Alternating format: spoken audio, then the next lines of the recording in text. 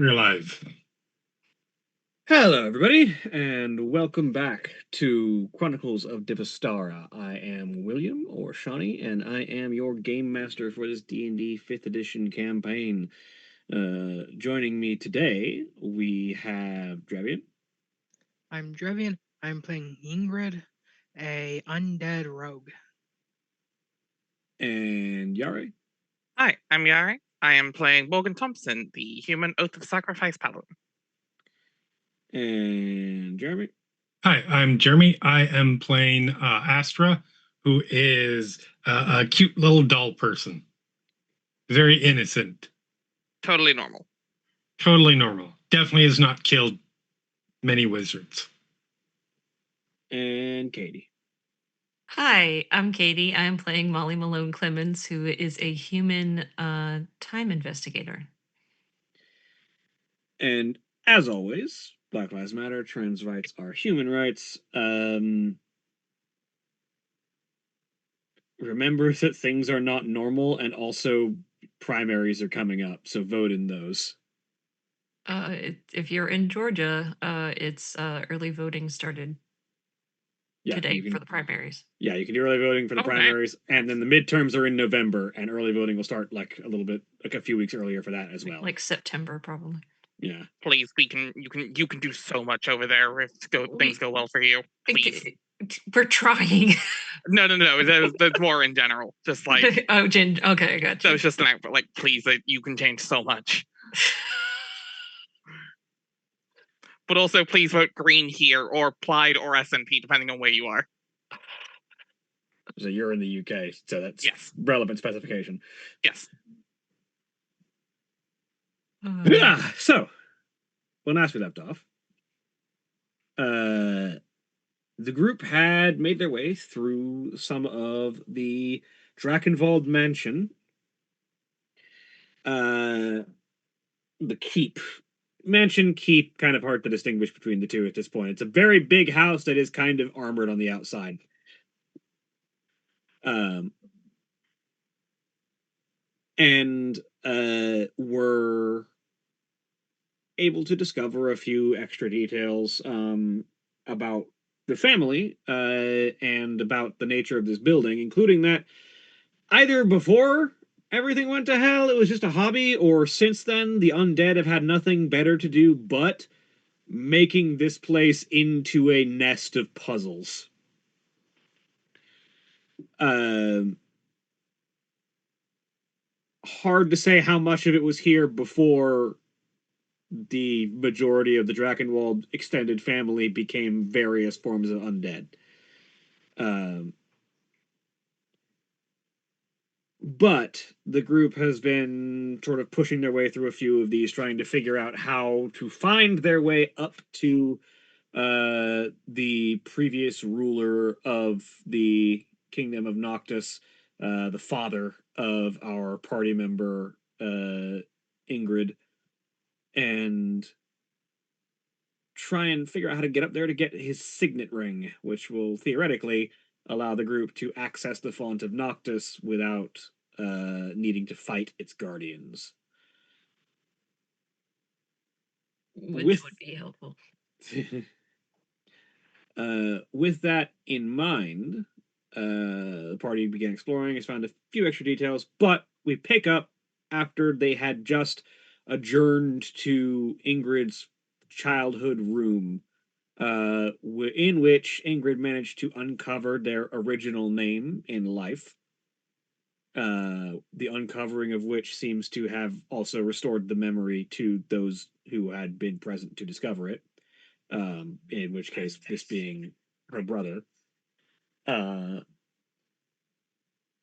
But the group also opted to take a rest in the confines of that room, as it seems to have been one of the safer areas. But we pick up there.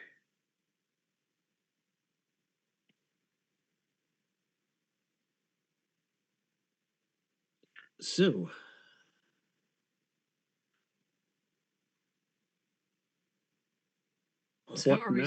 are we still resting? Is it the next morning? It's up to you. Do you have any conversation that need to happen before you complete this rest?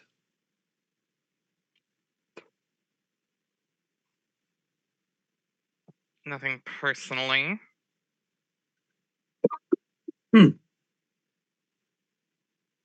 I can't think of anything. Ingrid mostly spends it reading the journal.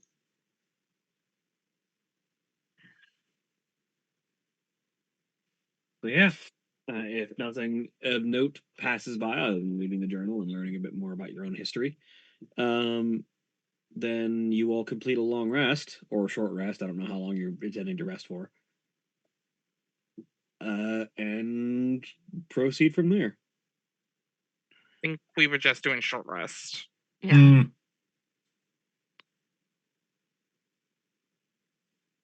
That sounds about right. So where do we go from here? There was a door back a ways that had one of the inlets for those stones you got. I need to roll.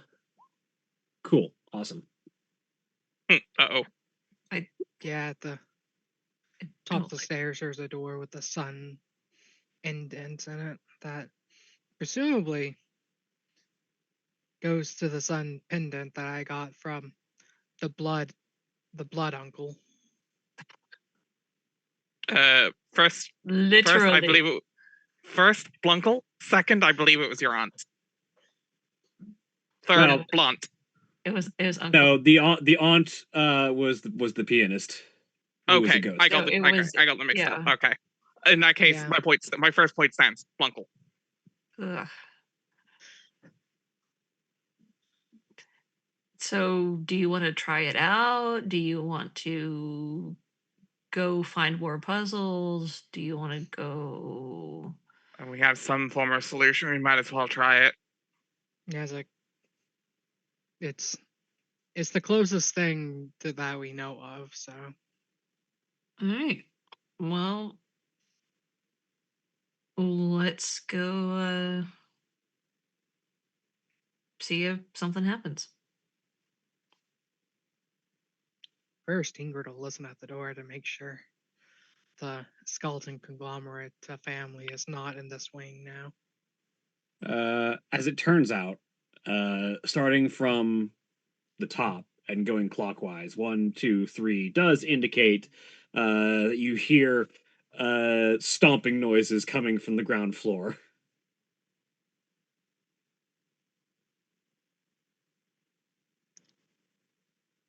Stomping noises seem bad.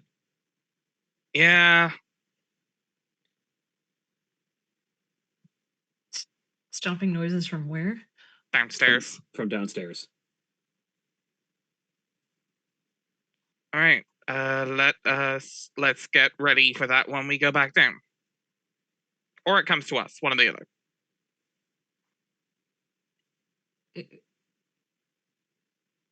We've sorry, Kate, the Katie, the player's game brain is blanking. Have we met the skeleton conglomerate? No, but you were warned about it by the grandfather who The is grandfather. a vampire spawn, whose name I am forgetting right now. It's not Right. grandfather, it was uncle. Uncle, yeah. Uncle, yeah. Divastara, Drakenwald family tree. Let me pull this back up. Farengar, yeah. So is it just making its rounds? Do we just wait until it stops? The stomping gets farther away? What are we? What's the plan? It depends if we can go upstairs, but we could just deal with it here before we could just deal with it now or once we finish this room. Okay, so where is the indent in the wall? It's Downstairs. So at yeah, the top of the it's stairs. yeah, it's at the top of the staircase, which you are currently on the second floor, so you are above where the skeletal juggernaut is currently patrolling. Oh, so we're 1 floor or 2 floors above? You are 1 floor above. 1 floor above. Okay. I mean, like, have we timed this thing? Does it go in like a regular pattern? Like, No, you don't. As far as you can tell, before you took the short rest, it was in the north wing, and after you took the short rest, it was down here. That's the only info you've really got on its pattern. Whether it does cycle or it moves randomly, unsure. Oh, it goes places on a whim. Fantastic. Not predictable. Ugh.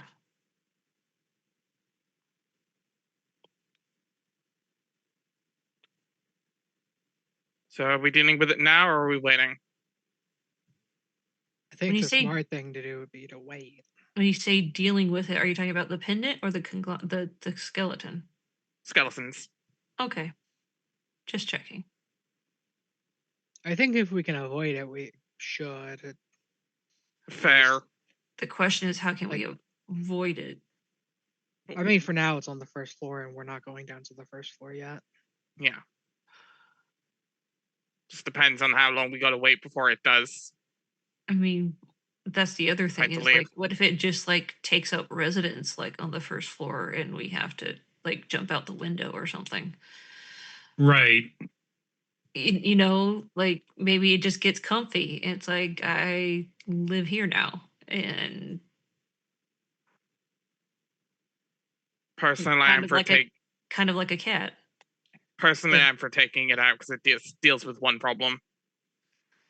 So, to the point of it taking up residence, I imagine it would have done so more than 30 years after it started. Oh, you can't judge creatures. Everybody takes their own time settling down. Housing payments are a bitch. I mean, was I'll just- judge. You always judge. Yeah, that is kind of my thing. It is, and you're very good at it. Thank you. In that case, how does this sound? We deal with this pendant. We keep an ear out, and if it does move, we're clear. If not, we'll see. Yeah. If Like- not, we deal with it. If it comes to the point where we have no other choice but to go downstairs and So what I'm encounter it, hearing then we do. is, figuratively speaking, crossing that bridge when we come to it. Exactly. Yeah. If Okay. it's there when we're leaving, we deal with it. All right. Or it comes to us because we don't know if it can climb stairs. I hope it can't. I guess we'll find out. Scientific method. Well, first, I'm assuming you're heading to the Sun Key room. Yes. Yes. Very quietly. The indent. Yeah, so you make your way to the landing above the staircase, which is where that door is. You place the pendant into the indentation in the door. Almost immediately, there's a clicking noise as the pendant slots into place. And then a moment later, the door unlocks. And you can pull the handle and push the door open. I press dissertation on the door and then open it. Fair. In the interior, you find what appears to be a parlor. But it is sort of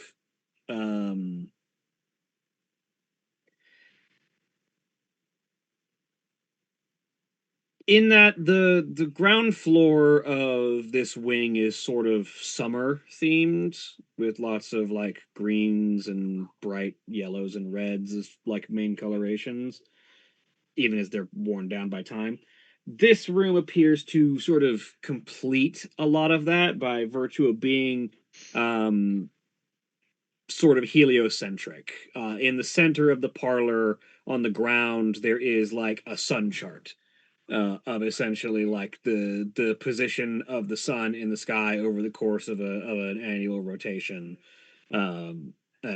Almost like a sundial, but there's a roof over your head, so you can't actually have the sun come in to check that. But it's there are like tables and closets set around with books inside, many of which seem to be devoted to like understanding and comprehending the flow of nature. There's a lot of titles in here that almost strike you as druidic. In that this room appears to be sort of, and you kind of are recalling at this point that the royal family of Noctis was said to be in tune with nature and had like a strong connection to the natural world. In particular, you're remembering the bloodline tree and its relationship to the royal family. And this appears to be a place of study regarding the natural world and nature, and sort of caretaking, and but a place, also a place for rest. It is a parlor in general. But that's the room that you find yourself in.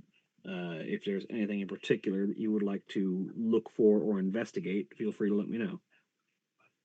Are there any bookshelves or like knickknacks, tchotchkes, and the anything anything that suggests this was a place where somebody existed? Define existed, because this is a parlor. Theoretically, someone existed here at some point in time. I all know, the but does time. it look like, because you know how some rooms you go like to somebody's house and visit, and it's like nobody ever uses this room. Yeah. Signs of activity. Yeah. Yeah. So it doesn't look like this room has seen signs of activity in a while. But the books are not like perfectly evenly placed. Some chairs are still pushed out. It has the look of a place that did see activity at the time that people lived in this mansion.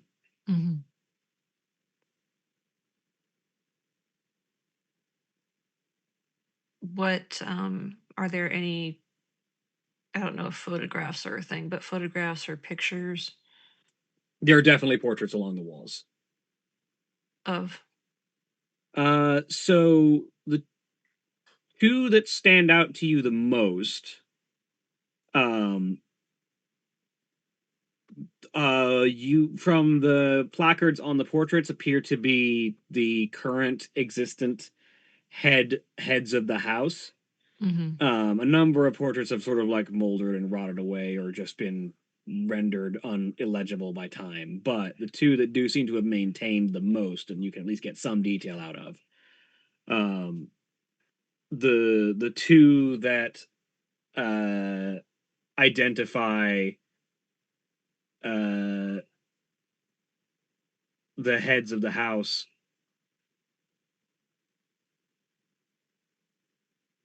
as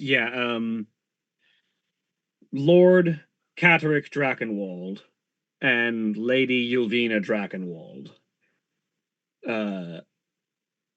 Based on the information on the portraits, you would surmise that they are, if you had to guess, there are two options here. Either Catterick and Yelvina are the original founding patrons of the Drakenwald house, like the oldest in the family line, or they were the current heads of the family line at the time that everything went to hell. If it's the second option, that would imply that Catterick and Yelvina are Ingrid's parents.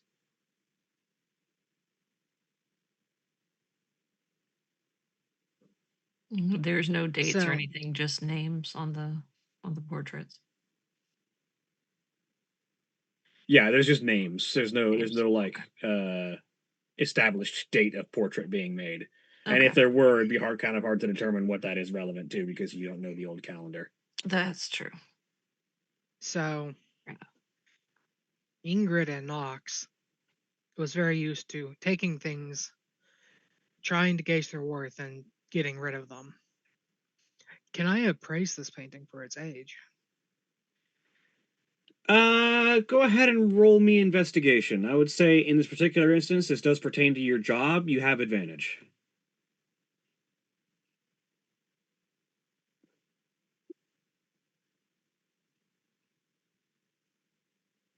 A20.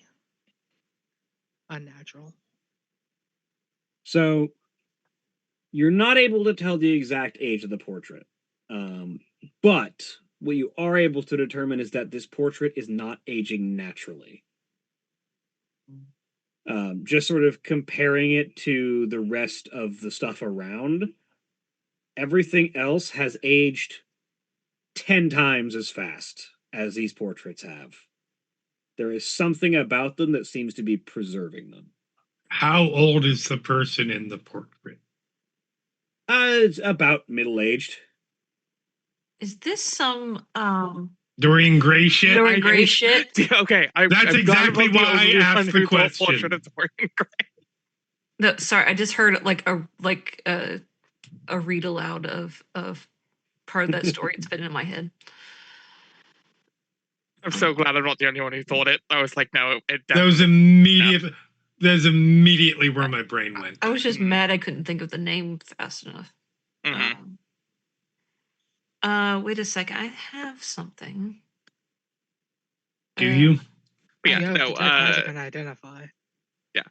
but if it's aging in a different thing, this is evidence that the world would be. This is clear. A physical portrait would be clear evidence that the world is a lot older. So it's probably magically aging slower because it's proof. Well, I mean, the other portraits are also aging much faster than this one. Like, there are other portraits in this room that are aging rapidly. Okay. But okay, that or changed. At least have aged more significantly. I aged in the way we expect. Yeah.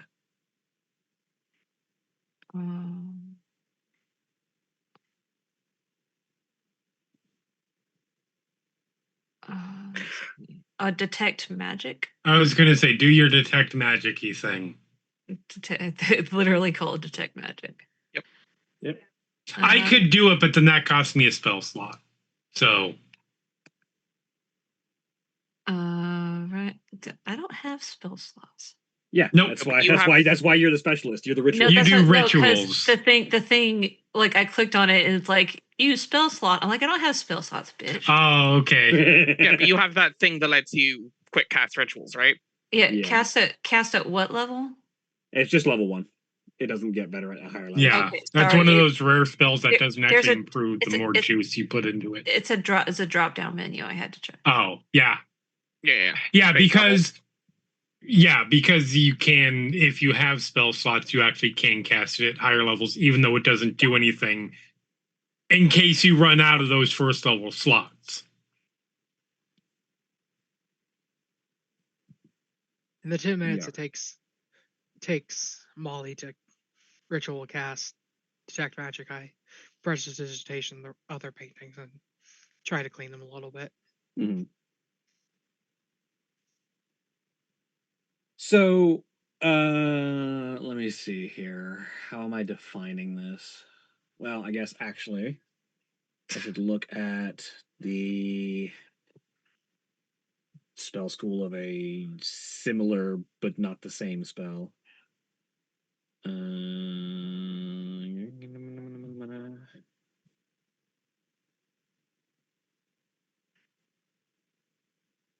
That makes sense.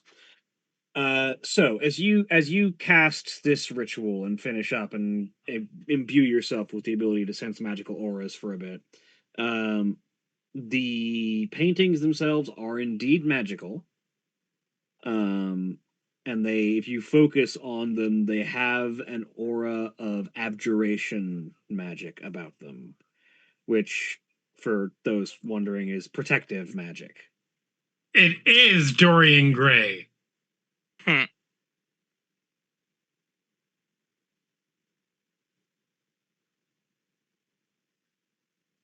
So all I know is that it's protective magic. Yeah, it's some kind of protective magic. I You would don't need to know. use Identify to try and figure out more specifics.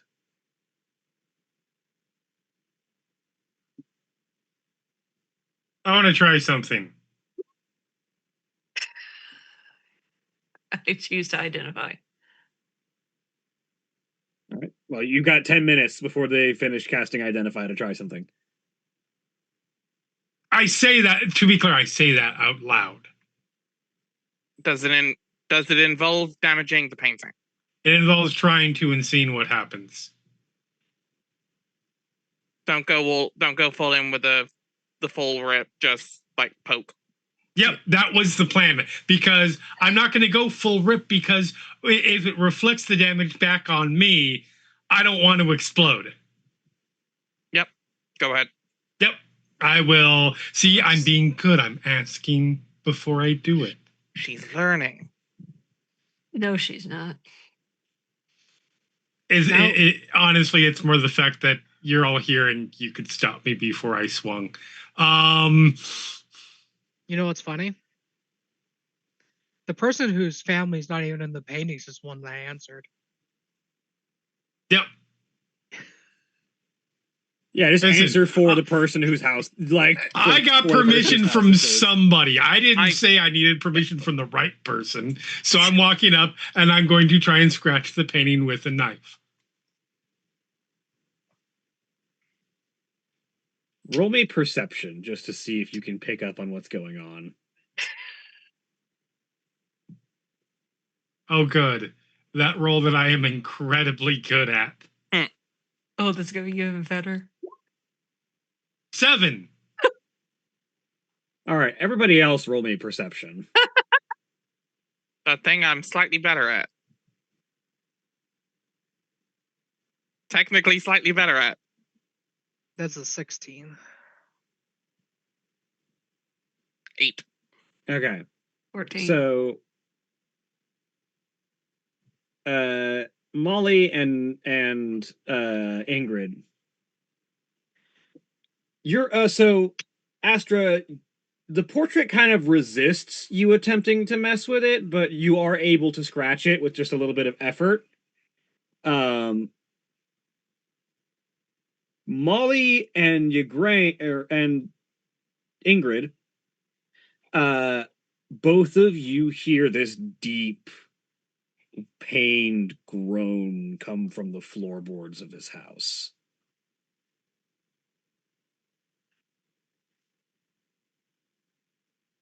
I don't think that's the house settling. Dirty little painting.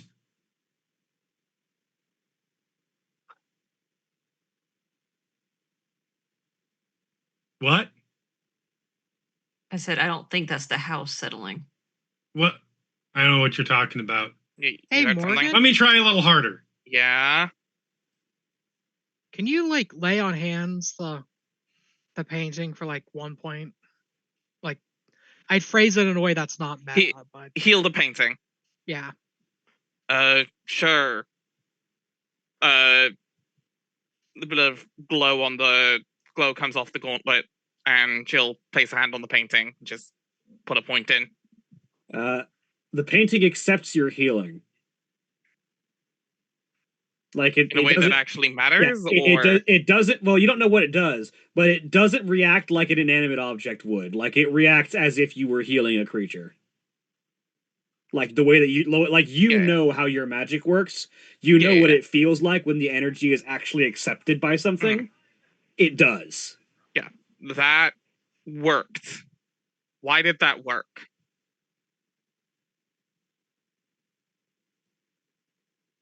Oh, Yeah, this is trying to actually the figure it family out. member that got turned into a painting.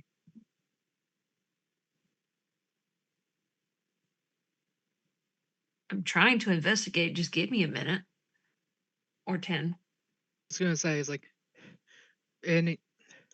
from Therangar's description, were any of the family members turned into paintings? Not that Therangar was aware of. But he probably also hasn't been able to get in this room. Yeah, he couldn't get in the room. Therangar hasn't been in here, yeah, so.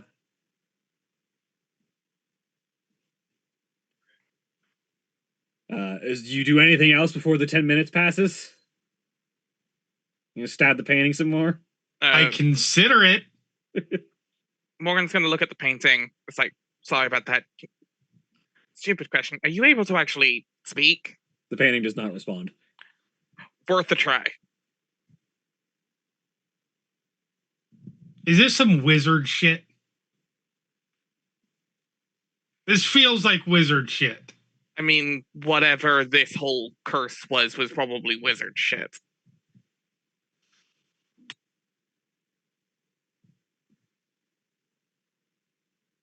That tracks. It does reek of fuckery. So, unless anything else happens, the 10 minutes goes by. Yeah, I will not try to Yeah. murder the painting. I can't do much else here, so. Molly, you cast Identify on which of the two portraits? The one that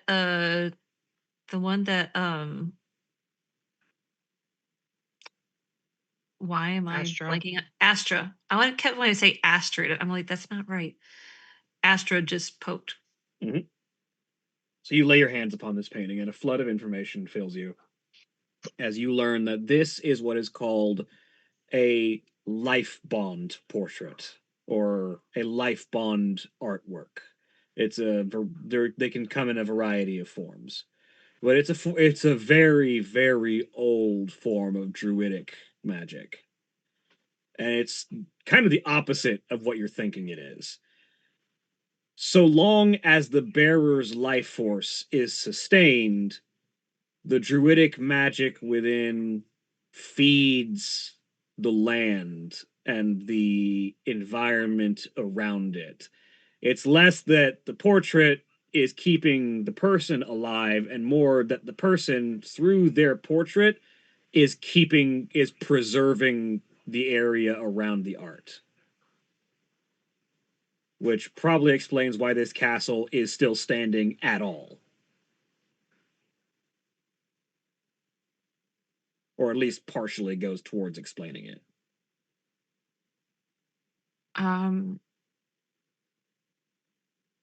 So here's the thing. And I explained the whole, like, the life force keeping this castle alive through the painting, blah, blah, blah, blah.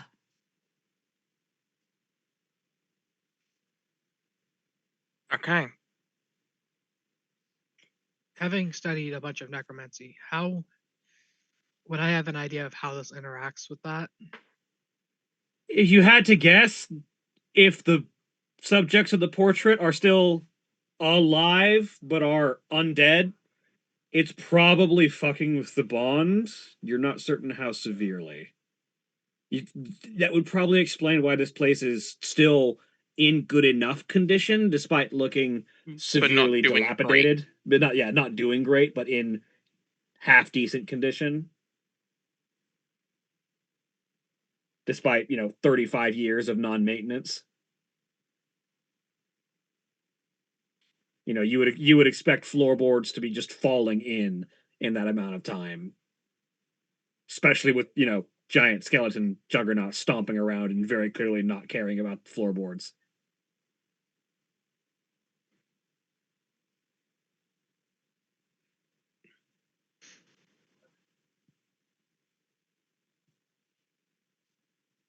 Question then becomes, where are the actual forms of these two in the portraits? Beneath the floorboard somewhere. I start checking floorboards to see if any are loose. Because you healed the damage, no. Damaging the portrait damages the land, so the house. Is this a telltale heart situation? Like, if we, are you going to hear something beneath the floorboards? Not anymore. The house is... To frame the knowledge in a way, to make sure that you understand what I was telling you, the person in the portrait is still alive. Right. They would had to have been alive at the time the portrait was in use.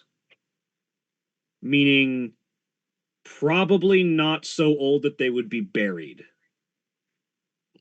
So they're still walking around somewhere, which then probably means those are your parents.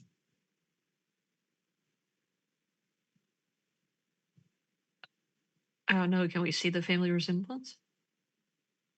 Both of them are undead. The family resemblance is not exactly perfect, but I mean, there's some details. I mean, worth a shot. Yeah, it's like I'm decayed enough that my own brother couldn't immediately recognize me. Also, a distant enough relative would still have some family resemblance.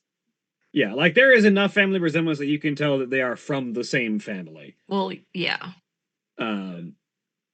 Just whether Good. they're distant relatives, aka the founding family, or their direct parents.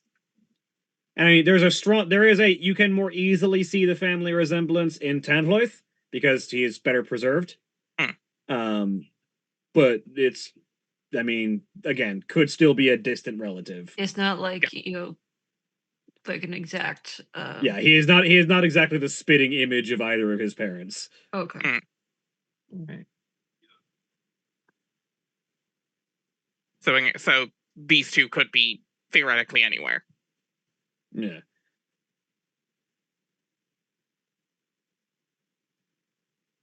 Yeah, because the Death Knight out front was the grandfather, right?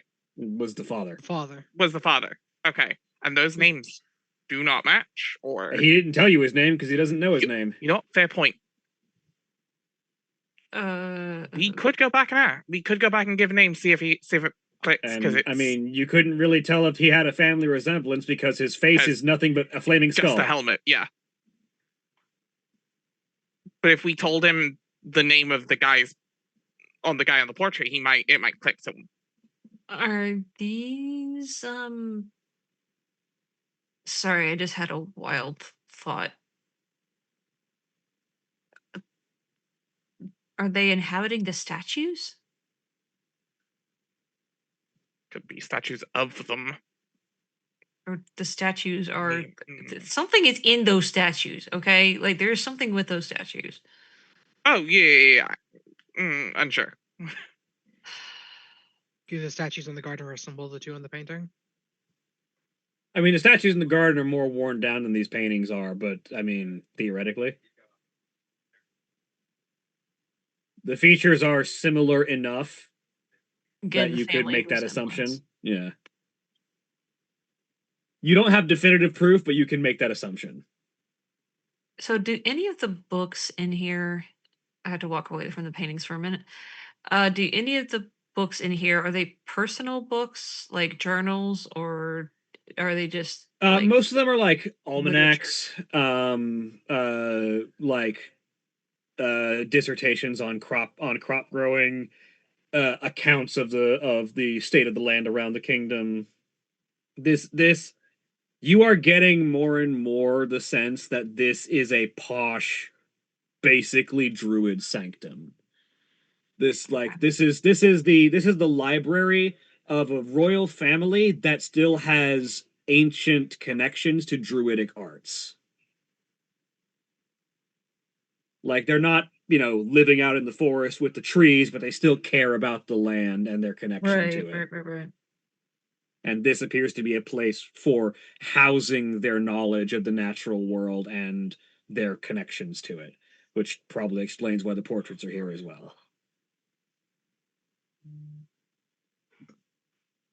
I was just looking to see if there was anything personally written that could tell us something.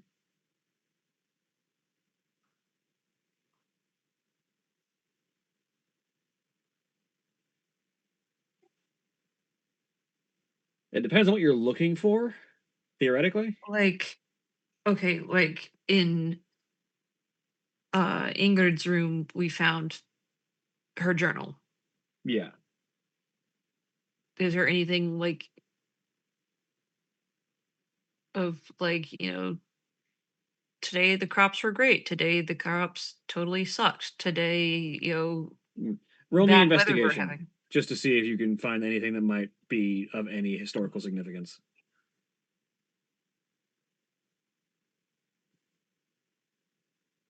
While that's happening, theoretically, I could scan those statues to see if there's any spirits or anything in them, but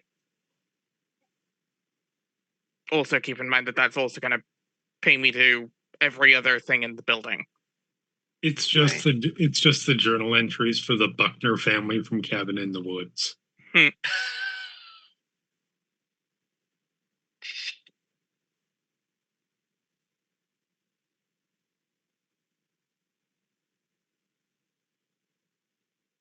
21. Yeah.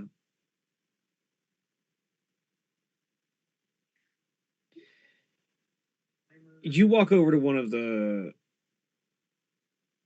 cabinets and you sort of like start thumbing your way across some of the books.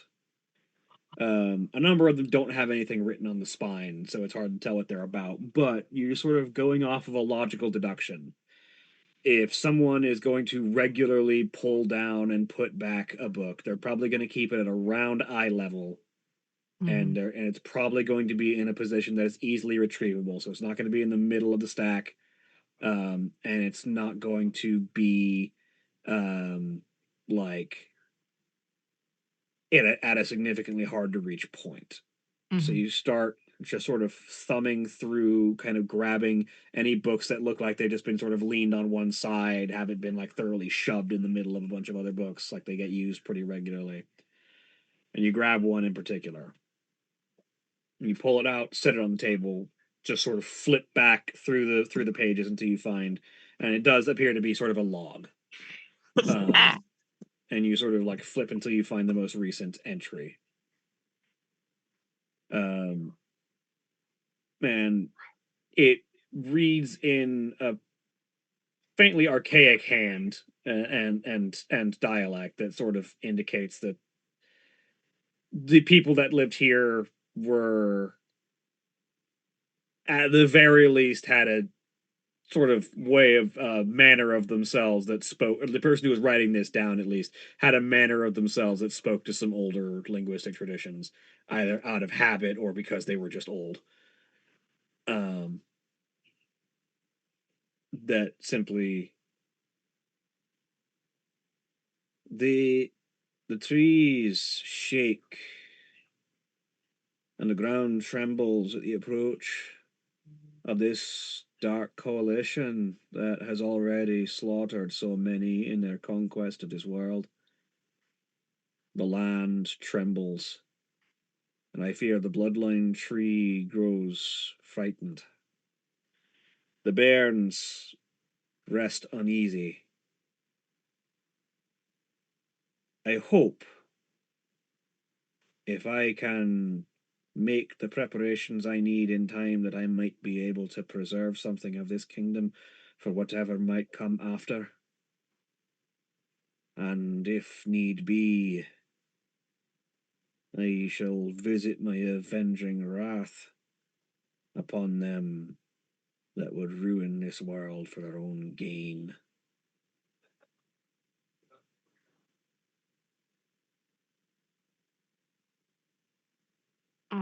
Well, the first things first, Molly is going to use her memory trick to keep Memorize it, yeah. Yeah, to keep it in mind. Is there any kind of name? Anything in the journal? Not that you see. Okay.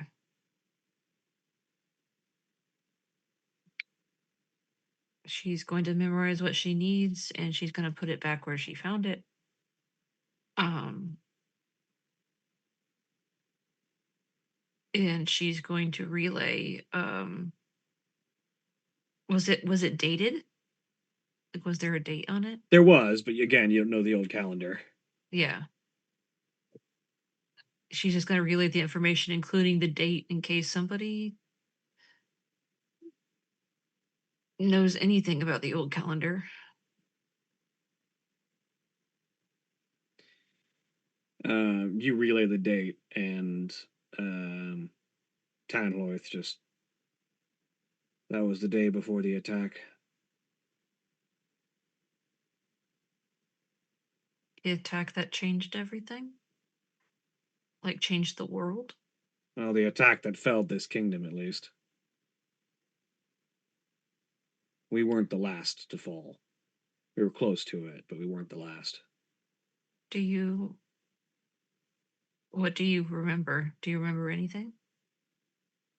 I remember fighting, being swarmed, being pulled to the ground. You were old enough to fight. I mean, look at me now.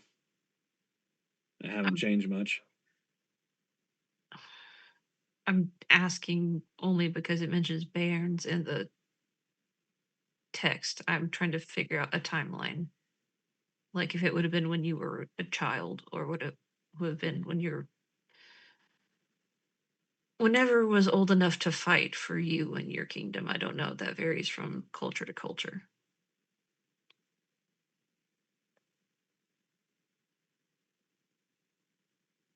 I mean,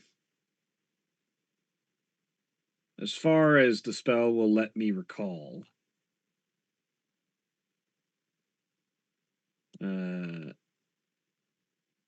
Solsky and I were the youngest in the family.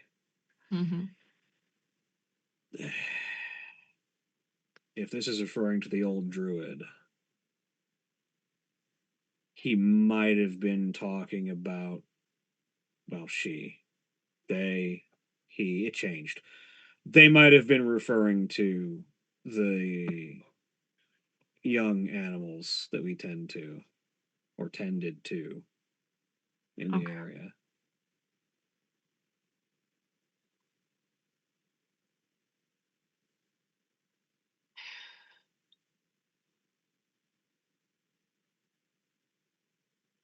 Okay, so taking stock of what we have this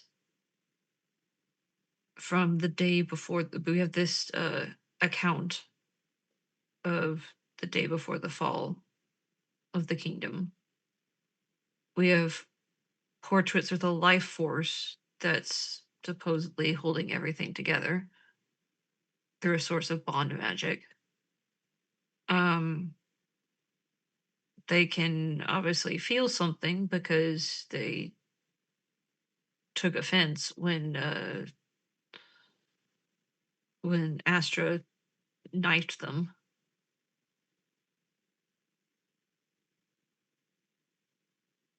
I think it's more that the building got damaged more than offense taken, though probably also offense taken. I mean, I'm going on conjectures. Yeah. Is there a way, besides the door we came in, is there a way out of this room? Let me take a look here.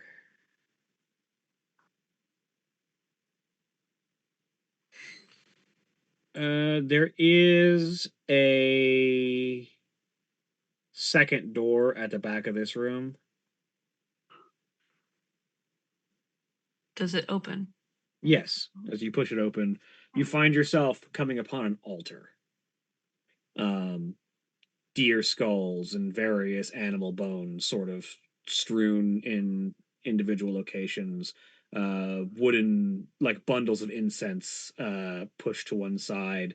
Jars full of sap and various other natural ingredients. This is, if you've ever seen a druidic altar before, this is a druidic altar.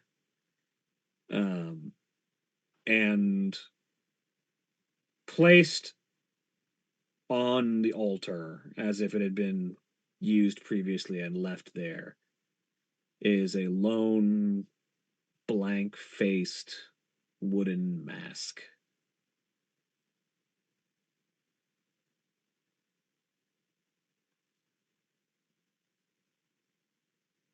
It looks shockingly like the designs of the masks worn by the druids of the anarchic wilds.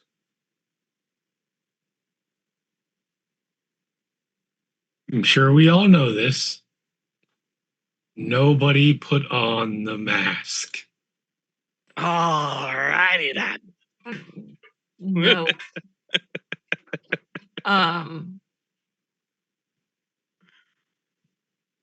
My Jim Carrey turned into a Vince McMahon. That's unfortunate. I mean, that was, yes, that was very much a Vince coded. I can't do the full Jim Carrey at 1 a.m. Second of all, the idea of Vince McMahon with the mask on is legitimately the most scary thing I can think of. Ironically, it would make him less bad, though. That was not where my mind went. It should have been. My mind went to Giles driving along in his car. Do you like my mask? Isn't it pretty? It reanimates the dead. Americans. Oh my god. Anyways, I think the I love that implication actor so here, much. I think Yeah. the implication is that the lead druid is actually a Drakenwald. Like the current druid of the Anarchic Wilds is a Drakenwald. And the Anarchic Wilds aren't in league with the other nations because of the vengeance of the Drakenwald, of the Mm, person who wrote that journal entry. yeah. Which means they could listen to you. The the masked things in the anarchic are the wilds. The mask is just like it's a anarchic Welsh druid mask. Yeah.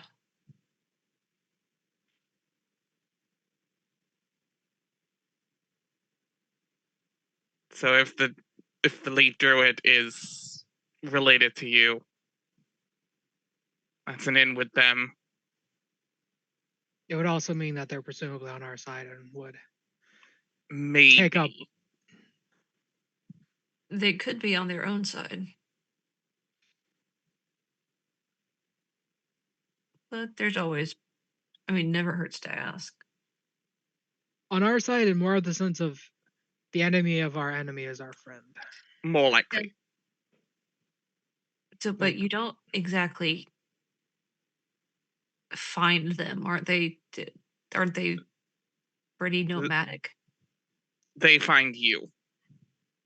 Yeah, exactly. So we're just gonna carry around a mask like some sort of like,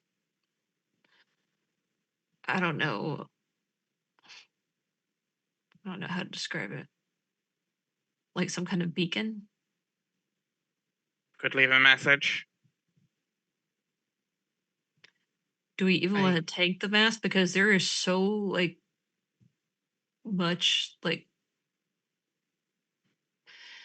sorry, time investigator. There's so much stuff like you just don't mess with. And like removing stuff from altars is like pretty high up on the list. I mean, That is it actually depends if- fair. It depends if the mask is meant to be used or just a piece of the altar. I would assume it's meant to be worn. Yeah, it's not like fused to the altar or anything. It's just sitting on it. It's still. Notably, getting a look at it, you don't see how those things attach. It's literally just a face of wood. There's no like strap or anything. Oh, good. It's like Yes, because when you put it on, the it freaking creates its own Goosebumps strap. shit. It latches onto your face. Yeah.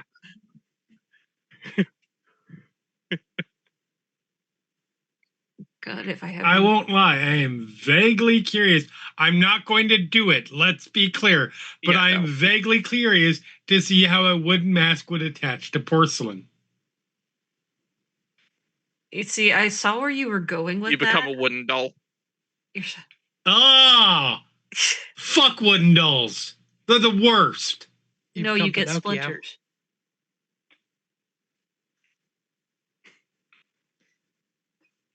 Hate wooden with dolls. these, with the revelation of the druidic nature of the family and the altar, can I roll like nature to determine anything about like the mask or like what the altar set up for or anything?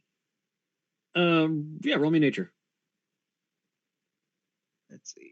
Make sure I'm set to normal. Nature.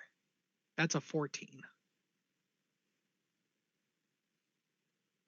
So the altar is set up for a particular ritual. And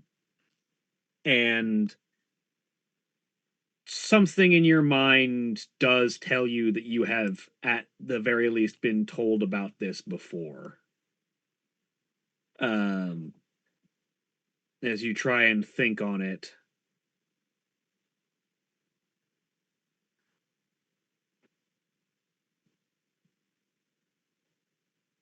it's a name that doesn't translate.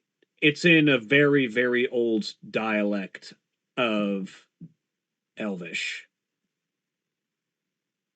which I don't think you speak Elvish at all. Not in this current life, I I don't believe. have a language thing. I do speak Sylvan. I speak Elvish. I was going to say, alternatively, do you have comprehend languages? I also speak Elvish. But- Yeah. If you speak it aloud. The ritual was called Yalishe Seldar Wihilos.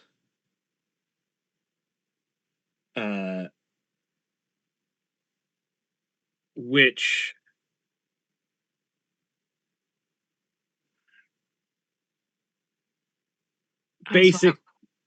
basically translates to the sacraments of the blessings of the Sisters of the Wood.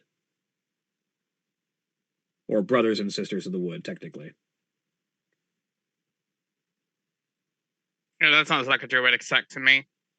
Mm-hmm. Or witches. Or just a creepy cult. I was going to be generous and to be fair, druidic sect and witches, but not completely the same, but like close, similar. Yeah, but when And from what you recall of it is that it was a ritual of complement, which basically meant that it required a group of people performing together.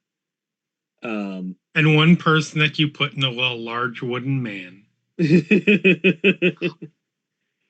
And what it was meant to do was create magic items en masse. It was meant to allow the rapid outfitting of basic, simplistic, not like overly complicated, but could be powerful magic items for a large number of people. You vaguely recall this ritual being used to outfit the military of your kingdom with magical swords and armor, essentially. That's huge. And it essentially allows the creation of numerous basic, well, like I said, simplistic, not necessarily weak, magic items in the span of a few days rather than months.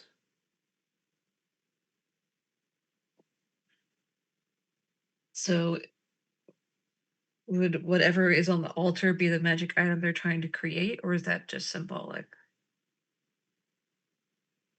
It's theoretically possible the mask was what was being made en masse. You have no idea.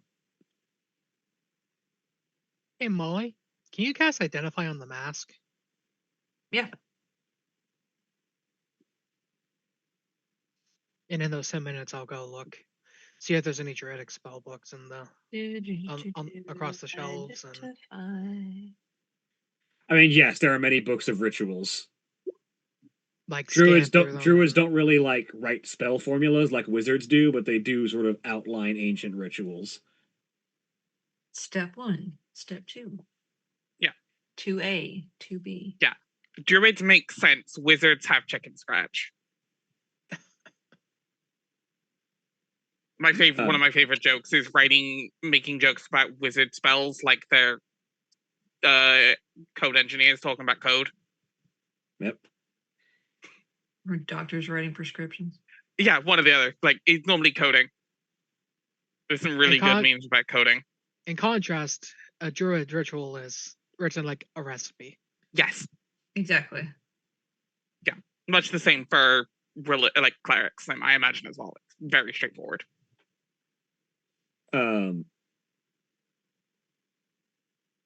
As you cast Identify on the mask.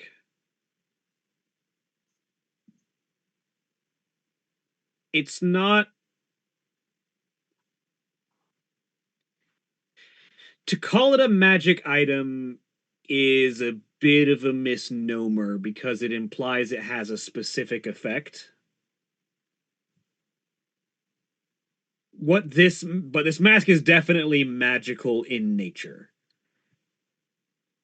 What the identify spell is able to parse upon you is that the mask is a conduit to nature. Putting it on is sort of like directly connecting yourself to the heartbeat of the land. No, it's like It's a coming focus. online.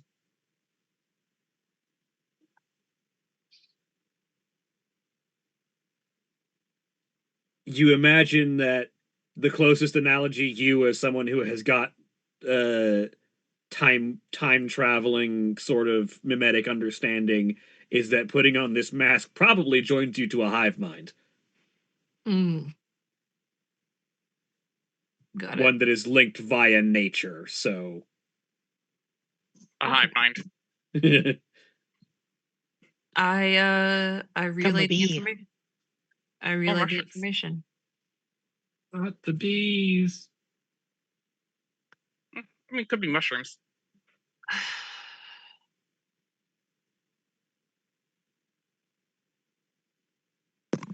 yeah, there are many creatures in nature that operate like this, and it's Yep. hard to say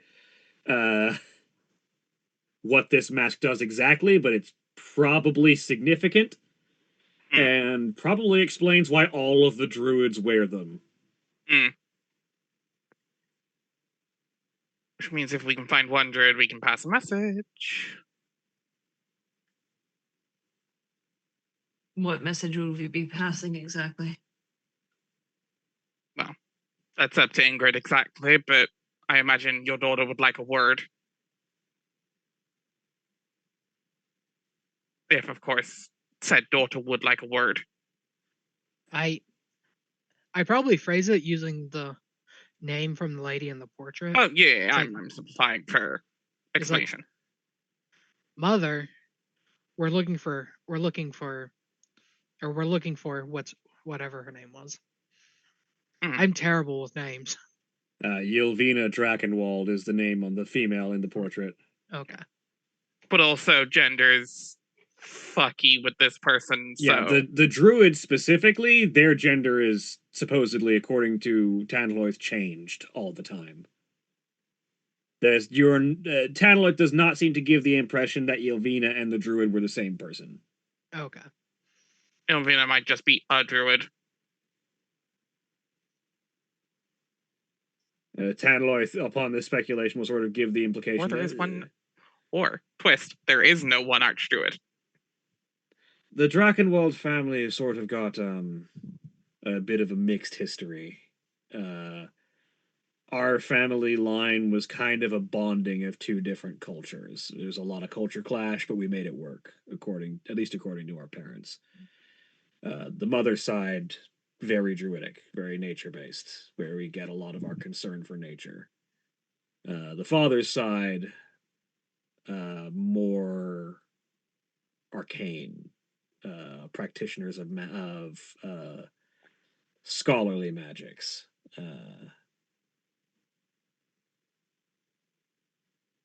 And not everyone practiced either magic in the family, but Generally.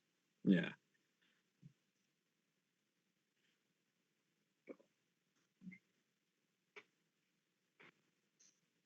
All right.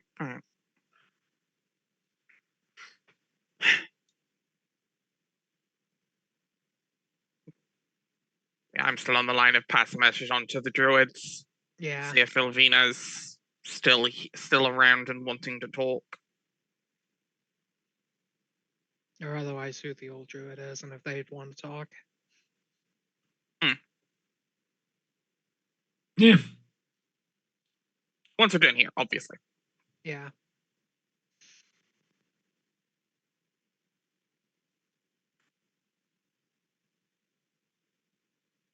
Type those names out for you. Please.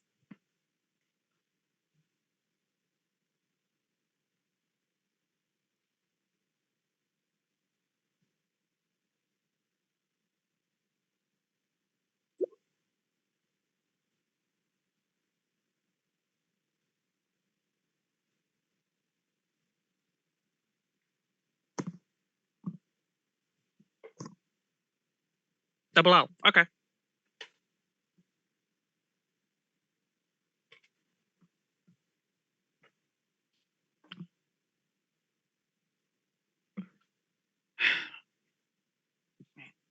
Anything else we want to find in here before we go? There's another floor up, right? From here? On this Or- wing, not at the moment. Okay. In that Well, case, there's so technically an attic, but that's not really another floor in the same way. there's more up in some form. Yeah. Yeah. There is We could check technically the an attic. attic. We could check the attic, but how much we're gonna get there, I don't know. We could also check the other rooms on the floor. True, there are other rooms. Yeah. I'd hope there's more than just my bedroom and this parlor. Yeah, have we heard the big Skeleton skeleton Juggernaut. thing in a while? It's still stomping down there. It's probably just sort of patrolling back and forth. I mean, if your room's on this floor, where's Tantloit's? Also on this floor.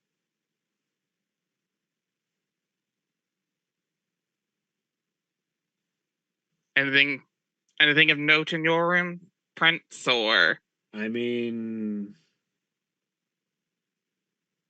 unless a punching bag is of note. fair?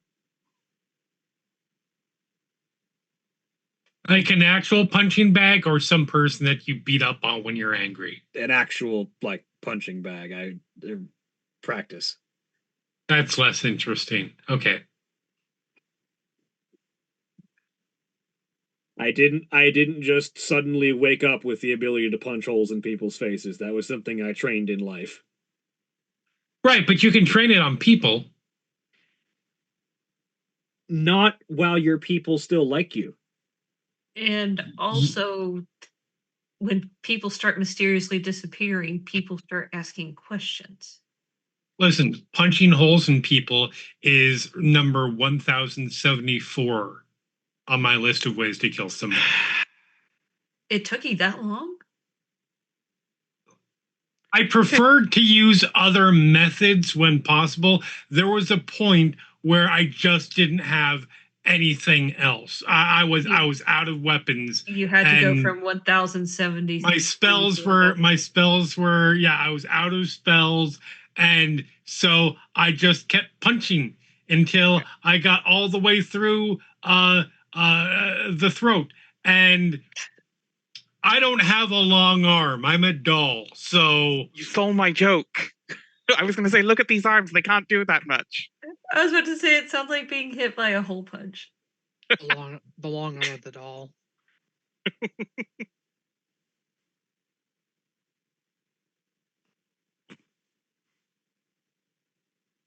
Yeah, this upper floor on this wing is mostly rooms for people to rest in.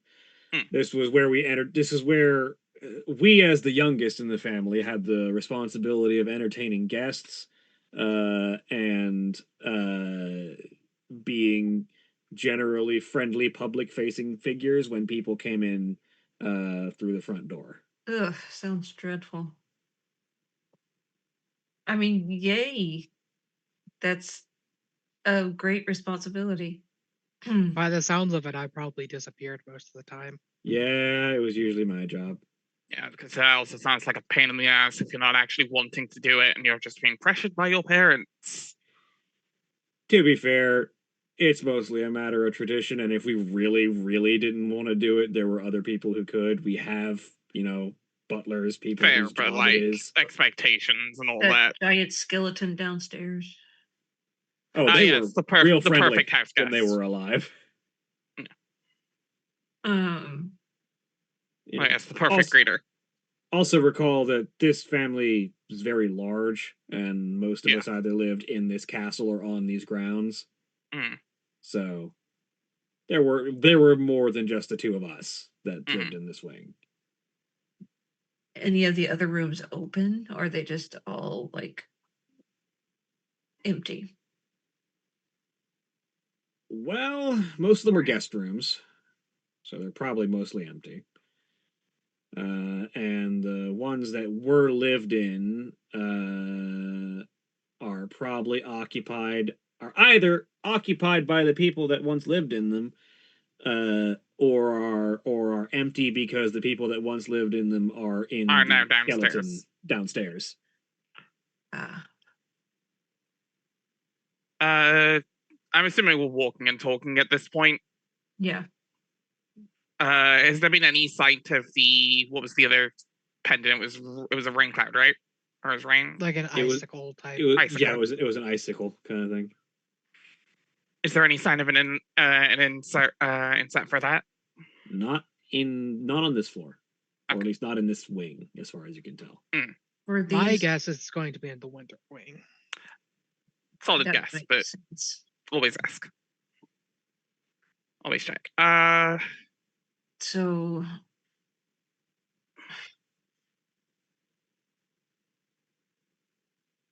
we can't go up. We can't go. I mean, we can go down. There's something in the way of us going down. We There's can't go something. Yeah. It depends on how much we want to confront that at this moment, but I mean, so depending on how much you feel like sneaking and or running, this is kind of a bad spot to be hiding from the thing, but there is theoretically, depending on its patrol pattern, places where you could try and slip past it. Also, I mean- before we get too far, I do take the mask. I know there's going to be a joke here somewhere, but I hate wasting time, so let's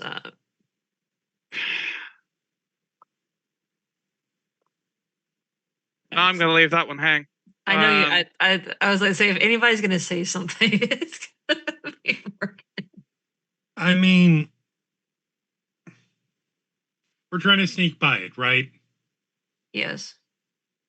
I mean, we can try, or we can just deal with it. I'm gonna sneak to the top of the stairs, see if I can figure out where it is You're gonna downstairs. sneak where? Around the top of the stairs. Oh, the top of the stairs. Yeah. Okay. Do a scout.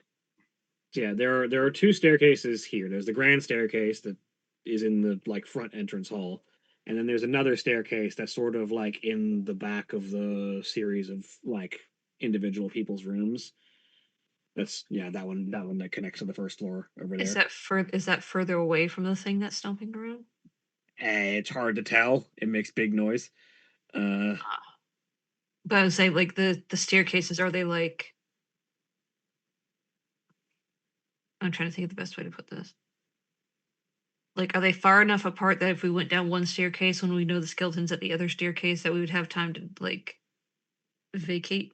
Probably, depending on the situation. Like, if you look at the map, from if the skeleton is down here around the bottom of the grand staircase, going down the back staircase would probably give you enough time to cross the hall and get into the statue garden.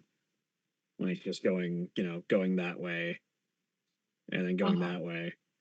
But if you go down these stairs and he is, but like, or more like if you go down these stairs and he happens to be around here, you're still gonna have to figure out a way around him at that point. Okay. So it just basically sounds like either way, we're going to find a way around this guy. Or you could try and duck into one of these rooms and hope he doesn't follow you inside until he passes by and then try and slip past him. I can distract him.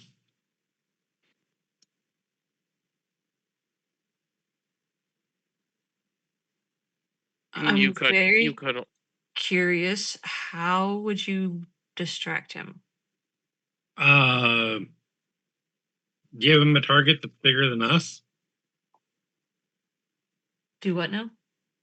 Give him a target that is bigger than us. You want to summon a demon? I don't want to, but I would do it. Yes. In Because- this situation, you're suggesting something. Because you Yes. said cause a distraction. All I could think of is one of us punting you down the stairs and like running the other direction. I mean, also an option considering you can do teleports, but I don't hate the demon idea. Might be too much damage to the building. Yeah, do we really need to bring a demon into all this? The other option, Is we fight it. well, no. Or sneak. That sneak is an option. Fight is an option. We'll die, but fight is an option. The other option would be that. No, we don't know it for 100% certainty because it hasn't happened yet. Anything could happen. We'll die. But the other option Good with undead, right? Like holy magic works really well against undead. It's like a lot of the with my- time. With my Let me- knowledge of necromancy, do I have an idea for like how strong a skeleton juggernaut actually is? Roll me Arcana with advantage.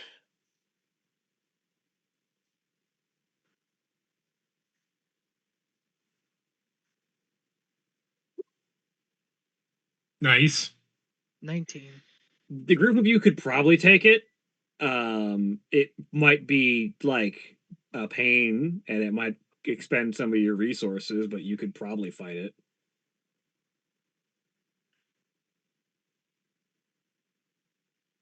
But the other option would be I introduce it to a more serene light for a short period of time. Banish it. No, I turn it into a chicken. Ow. Excuse me? I turn it into a chicken. How do you do Or that? a sheep. Or, a fluffy Can't spell. kitty. How do you do that?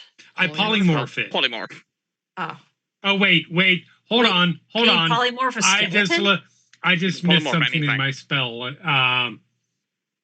Ignore what I just said. I think polymorph doesn't work on undead and constructs, right? No, undead, it 100% does. It only says, the only thing it says, there are some constructs that are immune because they're immune to shapeshifting. That's right, yeah. The only thing it says is you attempt to transform a creature. The problem is I keep seeing this on my spell list and I miss the very tiny lettering underneath it that it's because of Cloak of the Bat. Oh, That right. conversation never happened. Right, you don't have polymorph. You can turn yourself into a bat. Yeah. Yes. I do not have. I was going to say, how do we have 4th level polymorph. spells? Hold up. I'll say 4th level I mean, spells. we are us full Not yet. spellcasters would have 4th level spells. Not yet. Next level. No, 4th level. Yeah. I was about to say, you guys are level 8, Eight. right? Yeah. Yeah. Yeah, You I get have 4th level spells. spells at 7. You get I'm ninth. a You get standard. 9th level spells next level, or ninth we're level. You get level 5th eight? level. You get 5th level spells next level We Correct. jumping. Yeah. because at level 9. Me and my lousy half casting. Hold on. No.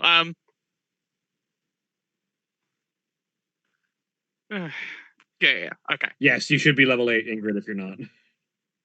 No, I apparently didn't update the number. Okay, but you have the feet and stuff.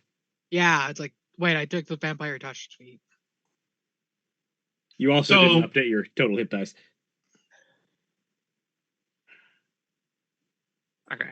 So Change. are we? I'm going alter that conversation slightly. Everything goes up the same until Ingrid says banishment and I say bingo. Because I do have banishment. Okay. Management's an option. Temporary, but it's an option. Correct. I mean, temporary enough for us to get by it. still all have we to, need to have do. deal it with at some point. Do we? I'm trying not to do that motion anymore. Because I know you want to deal with it because it's an undead and I you want are to deal with it because you are it deals rah, with the rah. permanent. I want to deal with it because it permanently deals with the problem.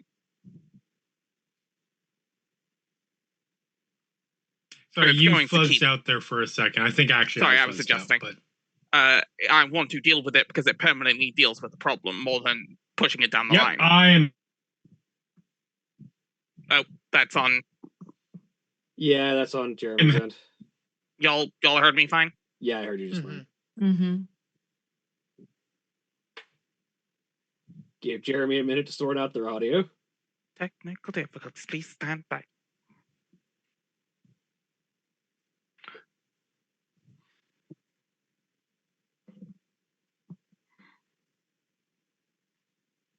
We're having one of few technical difficulties here tonight. We'll be right back with you shortly. Remember, if you got time to gab, you got time for crab. What was the audio bit that they keep using? Was it we'll be right back with you with, was it like a tour of duty, or I don't remember the exact. I don't know what you're referring to. It's the loading ready run technical difficulties cutaway that they use all the time in like The one with feed dump. Like we're having 102 technical difficulties right now. Oh yeah. I don't know. I don't remember the exact wording.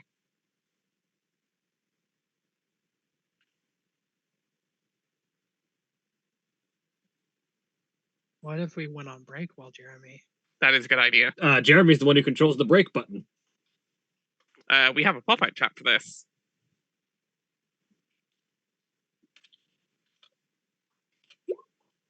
Okay. Oh, there we go. Since it is about the right time. Yeah, Yep. we'll be right back. When you take our break, you take yours. Assuming I don't get cut off in the middle of this. Spin up, stretch your legs, do whatever you need to do. We'll be back in just a few minutes.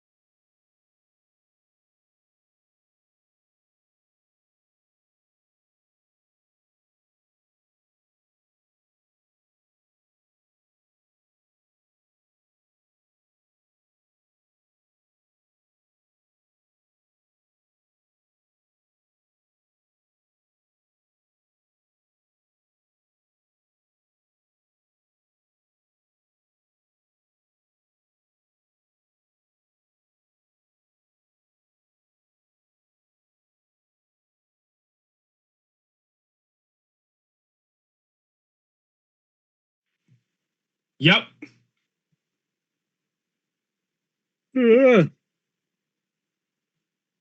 Are we in fact back? Yep. That's what yep means. Sure. That works. Sorry, folks. Blame nothing. We're 'Cause I back. don't know, fucking Blame know Windows. what happened. We're back. A technical Yeah. difficulty story.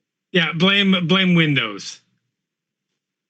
I do frequently. It has its Yep. coming. Mhm. Yeah, blame Microsoft, as you damn well should. Oh, and last we left off. Yeah, so when I was left off, the group has been discussing their plans on how they're trying to get around and or murder the skeleton juggernaut. Yes. I believe what was cut off was me going, I want to deal with it because it deals permanently with a problem in front of us. I'm happy to sneak around, but the fact that I'm good at dealing with undead is why I'm suggesting it. It's worth noting there's a good chance it doesn't deal with it permanently, and unless there's enough coins, pulls out the coins from the library to cover all of the skeleton's eyes, it could come back. You know, fair. The time period for which it comes back is uncertain, but and I know what I'm going to do. I'm going to cast Augury. And the question is, can 4 level 7s deal with the skeleton juggernaut? You get back Wheel and Woe. So good and bad. Can we? Yes. Will it be great? No.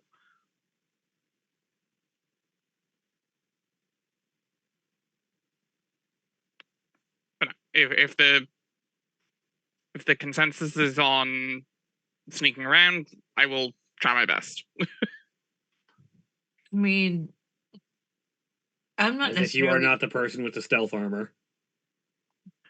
I used it earlier. I'm not necessarily for or against either one as far as I'm concerned. Like, just let's deal with the fucking thing and then like move on with our. I want to say move on with our lives, but that doesn't feel. Move on to whatever's next. Yeah. See, now that you've prefaced it with "move on with our lives," that one also feels weird. I don't want to be lifeist. I was going to say, I'm pretty sure that's lifeist. Vitalists can't even get the term right.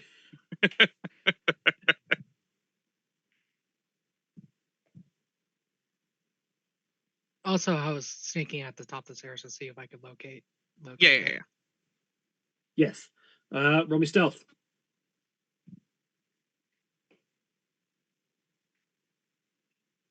Not with advantage.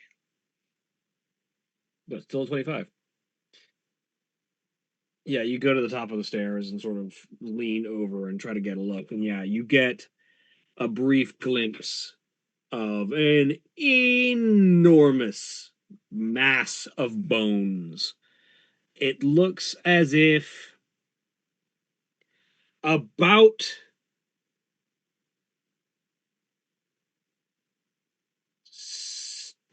10 to 12 individual skeletons have been disassembled and reassembled into this enormous, hulking, overly broad monstrosity of like 12 skulls all arrayed over their ridiculously broad shoulders, absurdly wide chest, rapidly enormously thick arms that just kind of reach to about like upper thigh level. It looks like a golem made out of bones. And it just kind of stomps and crashes its way down the hall, reaches the end, like right at the bottom of the staircases, and slowly lumbers and turns around and starts going back the other way. So it's heading towards the T. Yeah. Okay. Somebody had a few too many leftover Legos. I will come back to the others. And it's like, we can try to sneak around at first, and then if we get caught, we fight. Fine by me. Make your way to the other staircase, and when it hits the T-junction, Go the other way. like, it kind of depends on what it does, actually. If it turns left and goes back out, then whatever. But I could also lure it back to this staircase, and then we can sneak down the hallway with the other staircase. Yep. All right. Sounds good. Either way, you guys make your way to the other staircase real quick. And I'll sit at this staircase and watch down the hall for it. Yep. Yeah, you watch it slowly lumber its way back down the hall. Do the rest of you go to the back staircase? Mm-hmm. All right. Yep. Yeah, you can sort of like sit at the it's one of those switchback staircases where it goes down halfway and there's a small landing and then it turns back around. So you stand at the halfway down landing and sort of look down, and you see as it reaches the end of the long hallway, it reaches the T junction and it just kind of stumbles forward.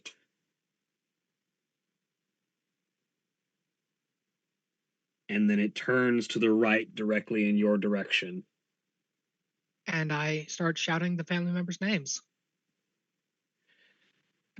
It looks like it's about to clock your presence, and then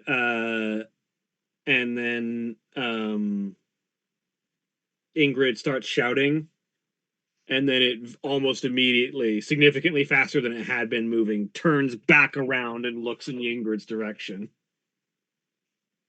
As you make your presence known, and it starts slow, like one lumbering step like it had been making, and then it makes a faster one, and then a faster one, and then it very rapidly turns into this enormous juggernaut sprinting down the hallway at you.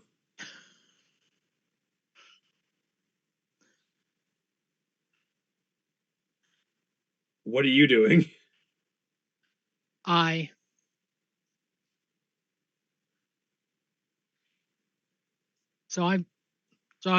get to the top of the stairs. I slam the sunroom's doors shut really loudly, and then as quick as I can, start dashing down the hall towards the other staircase. Yep. There's a low like groaning as the skeletal juggernaut slams into the front door of the house. It kind of bends a little bit and then sits back in place, and then it turns and starts to clamber up the stairs after you. And then it reaches the top and slams into the sunroom door and slams into it again and slams into it a third time. But you are already far away from that. What are the rest of you doing? Running like hell. Yeah, I assume the tell was go down the other run for the other staircase and go down.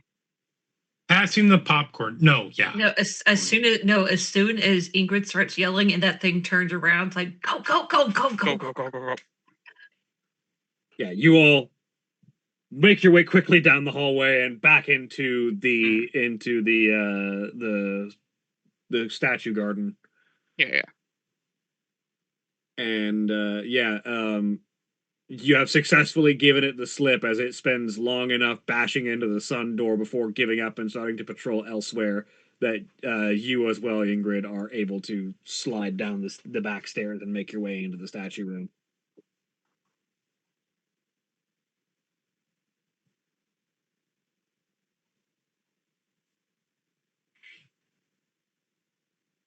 Well, now we can go look in the winter wing.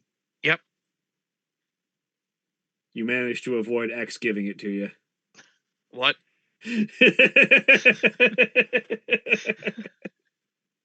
Trevian gets the joke. I got it.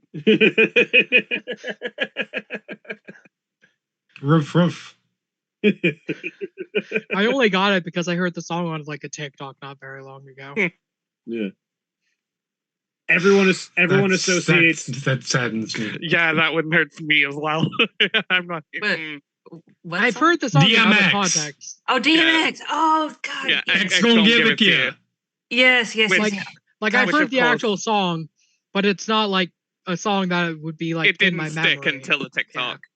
But also it is a song that is regularly associated with the Tyrant Stalker from Resident Evil 2 that hunts you down across RPD because he is called Mr. X. Mhm. What annoys So- me more is that it's not even, and I'm not I was never a huge DMX fan, but that's not even remotely his best song. No.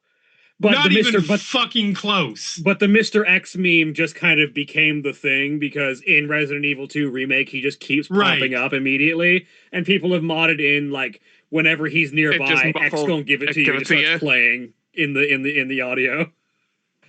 And to be fair, it didn't stick with me because of the TikTok. I'll forget it in the next few days. And then remember it again. Even though it is a pretty damn good song. Anyway. So I'm still a Let's very go much give it up to in you. here person, but Yeah. Eh. Yeah. that's pretty much because of what I do for a living. Like, Yeah. so, like, So the Winter Wing. the Winter Wing. Yep. So yeah. Does not have a dog pound, probably. But we will knock open up the door. Knock I will on keep- Kevin's door. Knock, open up the door with the nonstop pop. I'm sorry. I will get us the MTA for that. I was about to say, like, we. The problem with my specific brand of brain worm is that I will break out into song given the drop of a hat. See, I have I feel ya. I feel ya. No idea what you're talking about. To be fair, Yari, Twitch doesn't DMCA you. They just silent that chunk of the video. That is fair. They It will will literally- sometimes fully DMCA you if it's extreme enough. I don't think Yeah. that's. I don't think that was, but I wasn't No, straight up no, playing not music. even a little bit. Like Twitch won't DMCA you. The company that owns the rights can DMCA you. Okay, But you- yeah, But you are Point is, correct. I That shouldn't sing. technicality, that's like saying YouTube doesn't DMCA you. yeah, The general gist is I shouldn't sing, despite my brain worms. No. my point was, it doesn't really matter because Twitch is would mute that section before we get the Yeah. Anyways, So the Winter Wing. Yeah. So yeah, once again, you return to the Winter Wing.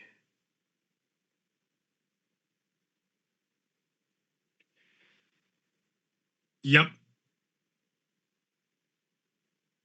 No, we The- weren't here for very long. Yeah, you basically just walked into the wing last time. Yeah, because the skeleton juggernaut was in here, so we noped.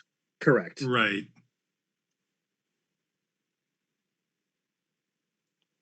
So what is the first room we enter in the Winter Wing is the same one we were in earlier? Same hallway, yeah. Yeah, so looking at the map, the Winter Wing is the one up north. Okay. And so as you can see, there's a T junction at the end of the hallway that leads in. And it just kind of spreads out into a trapezoidal arrangement in that the initial hallway is actually wider than the far hallway at the other end of the building itself. Mhm. There are 2 doors in this hallway on the south side of the hall. If you round the corner, there are 2 more doors on each of the subsequent hallways, and then 2 more on the far hallway. And there are stairs going up on either side, on the side closest to this first hallway, Mhm. on the interior of the 2 side halls. For reference, for those of you looking at this map, which I know the audience are not, but you all are, the circles on this map are indicators of doors to rooms, and the hash marks on the map are indicators of stairways. Right. Right. No, sorry, I was kind of distracted because the down where the library is, and there's that curvy line right there. It looks almost kind of like a Cheshire cat face. Yeah. That's Very much so. That's the grand stairway that like curves up into the second floor.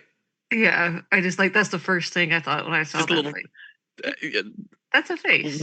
Yeah, what I was gonna say. What's the scientific term for seeing faces and shit? Uh, There is a term for that. there is a term for it. I don't know. Yeah. Pareidolia. I thought so. I don't wasn't pareidolia. Yeah. So, in relative to the map, where are we? Which Top up here. where have we? Where have You we? here? Let me get the party marker. We've just come in Sorry, here. my map is going all catawalk. We're at the north one, not the east one. You all right? Here. Right. Sorry. Yeah. All right. All right. So right or left? Right. All right. Correct. Checks the first room on the right. First room on the right. You head down the right hall and check the very first room that you see there. Allow me to retrieve my list. Any undead creatures? Probably. I mean, most likely. Or it's empty. I can do a scan to see if there's any nearby, but like the answer is yes. Though it will show me where they are in that range. So. Okay, yes, the answer is indeed yes.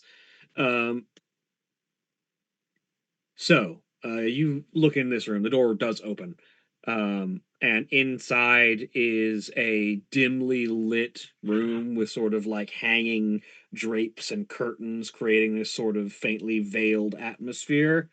And dead center in the room is a broad table with a variety of accoutrements laid on it and a sort of broad-backed high chair, just seemingly empty for but a moment before a faint purple glow fills the room and you see the outline of a spectral individual sitting in the chair, sort of looming over a set of cards on the table in front of them. The tarot cards? I mean, hard to tell from the doorway, but probably. Yo. You just call out. Yep. The individual looks up, and you see the empty, socketless, eyeless hollows of a long dead ghost, as they have this sort of like long, frizzy, curly hair, feminine appearance, but sallow and gaunt. The tattered remains of a flowing dress and ancient jewelry, as they look up. Welcome in, dearies. It's been some time since anyone's bothered to visit me.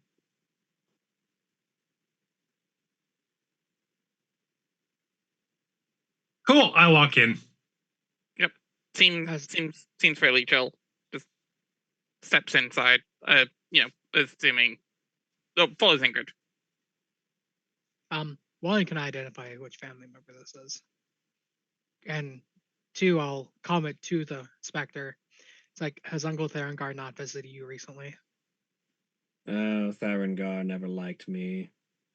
I'm not his form of conversation.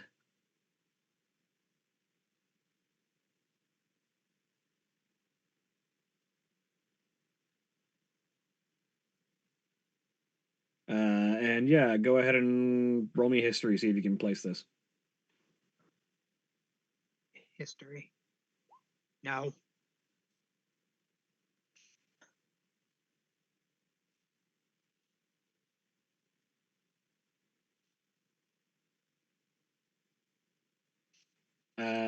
Can I ask if With a 4, not off the top of your head. can I ask if if either of the siblings look familiar to her?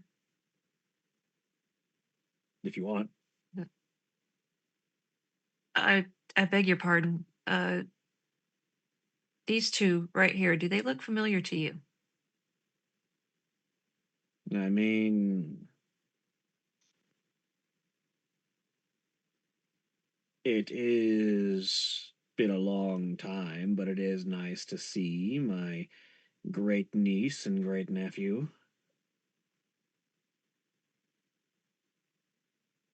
So that's your great aunt. Does that inform me of who this might be then? There's a couple of great aunts that it could be. You may need to narrow that down.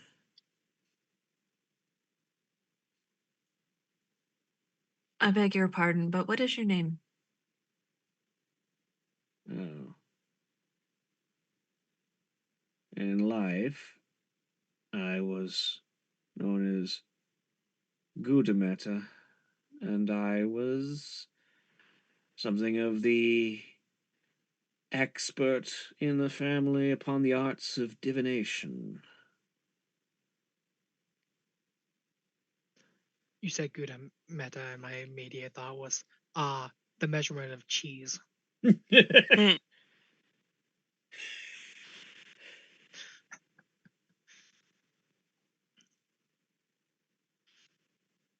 So divination Specifically. that would Or probably your place spelling. her. Okay. That probably places her on the father's side of the family. Then. Yeah, probably. To be clear, the families have mixed for long enough that that's not Okay. necessarily a distinction that is like necessary. But lineage wise, from one side came the druidism and another side came the arcane. But the families have been mixed for long enough that you kind of just have a combined arcane druidic family at this point. That's God. That's God something. What is it?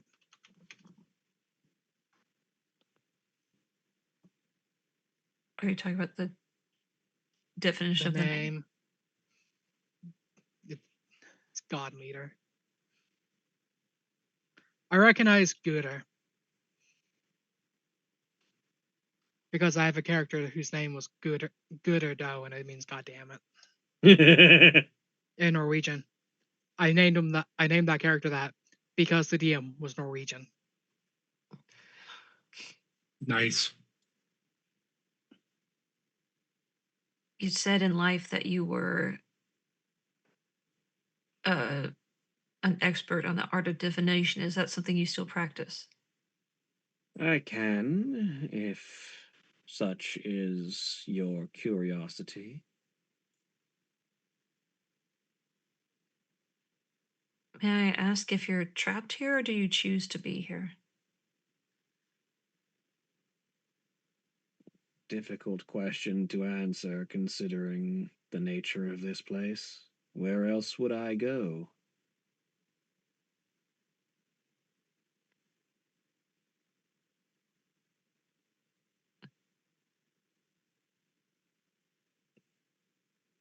Do you stay in this room or can you wander? You'll find that very few of us are bound to our chambers. More accurately, it's simply where we choose to spend our unlife is a matter of habit. Undead are such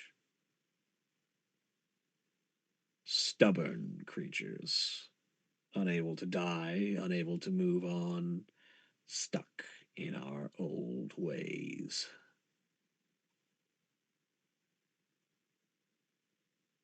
Also, knowing her name, does that inform me from what Therangar has said about what type of spirit she is? He didn't really say this one. It kind of tracks, considering she said that he doesn't like her. Just gloss over her as fast as possible. Pretty much.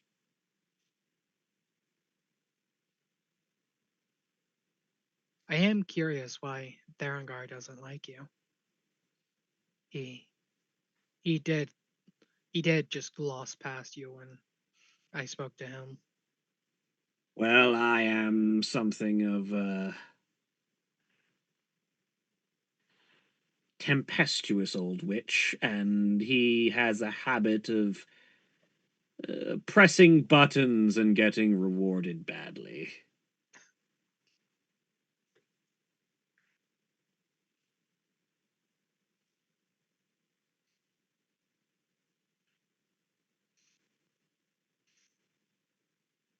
You think that'd be the uncle in the game room, whatever his name was. Hildat? Hildat. Well, Hildat doesn't really threaten a smiting should he be annoyed sufficiently. Oh no, I meant the one pushing buttons. Since Oh, it seemed he wasn't. Hildat knows better. He'll let sort of press buttons if he can get away with it. Exactly.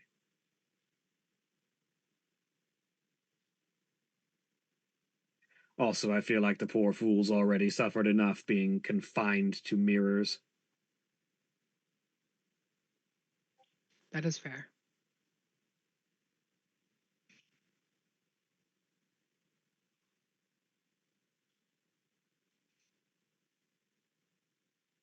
So, what are you here for? My memory of when I was alive is fragmentous at best, and we're learning of the family's past and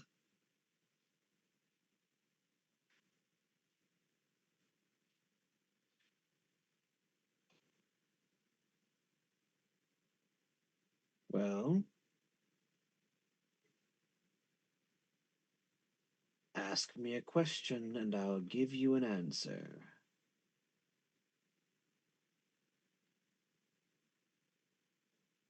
Okay, assuming there's no limit to questions, can I? What is going on with those statues in the statue garden? Because I like this has been. I've been asking everybody. So, do you know anything about that? Well, I could, but there is, as you implied, a limit to what I'll be willing to answer. Then don't bother with that. There are more pertinent questions. I mean, question then is, what are the limits? I will give you one portent. I will answer one prediction for you. And if you want to get more out of me, you'll have to bring me something worthwhile. A trinket of some value, mystic or otherwise. And in exchange for something you don't need, I'll answer another portent, give you another question, another bit of information that I can provide. I am, after all, a diviner.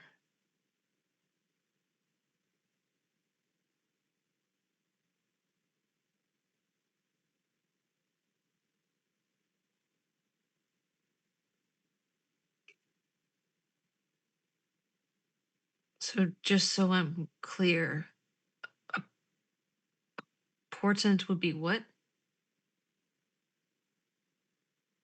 I will answer a question to the best of my abilities as a diviner of all things.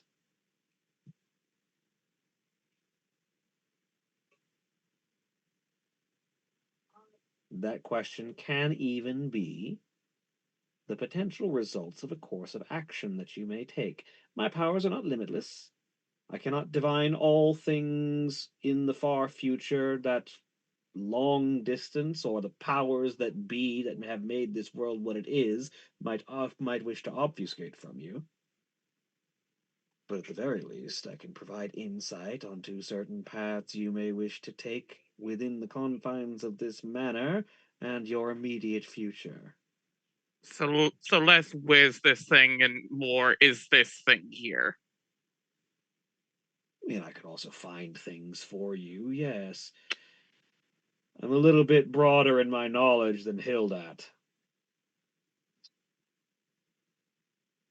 But my cost must be paid. You get one freebie. Am I gonna trip and fall on my face? That's not. I don't really say that. What? If Astra even like opens her mouth, Molly is just going to like. Astra goes to ask that, and Ingrid just trips at Astra and knocks her face forward. It's like, I also have some divination. The answer is yes.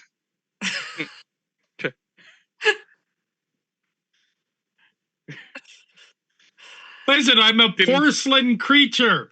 That's a sincere concern that if you trip and you fall on stone, which most dungeons are. No, I don't actually say that. Okay. I will ask a question. Okay. Because so Molly is just like gonna point to her finger and go like. I will ask her the question. Will Father's signet ring get us access to the font and past the trio guarding it? I think you've already had enough of information to be able to try and discern that answer. Indeed, your father's signet is the ruling symbol of the House Drakenwald, signet ring of the rightful ruler of the Kingdom of Noctis.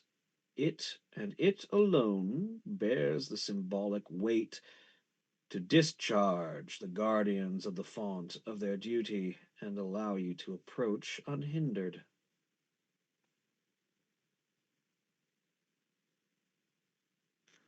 We were hoping that'd be the case, but it's good to know for certain. If you have another one, you'll need to pay the price. I pull out a doomsday cookie. I was about to say, can we give her No. the cookie? I had another option, but that's funnier. Okay, now am I gonna trip and fall? No. Morgan trips her. No. throws the cookie at her. I want to make sure to ask the question when it costs the most. Yeah. She extends a hand. Place the cookie in her hand. Yeah, she holds it, closes her grip around it. This is a little bit of fun and ironic considering who you're giving it to. I like this. This is adorable. Go ahead and ask your question.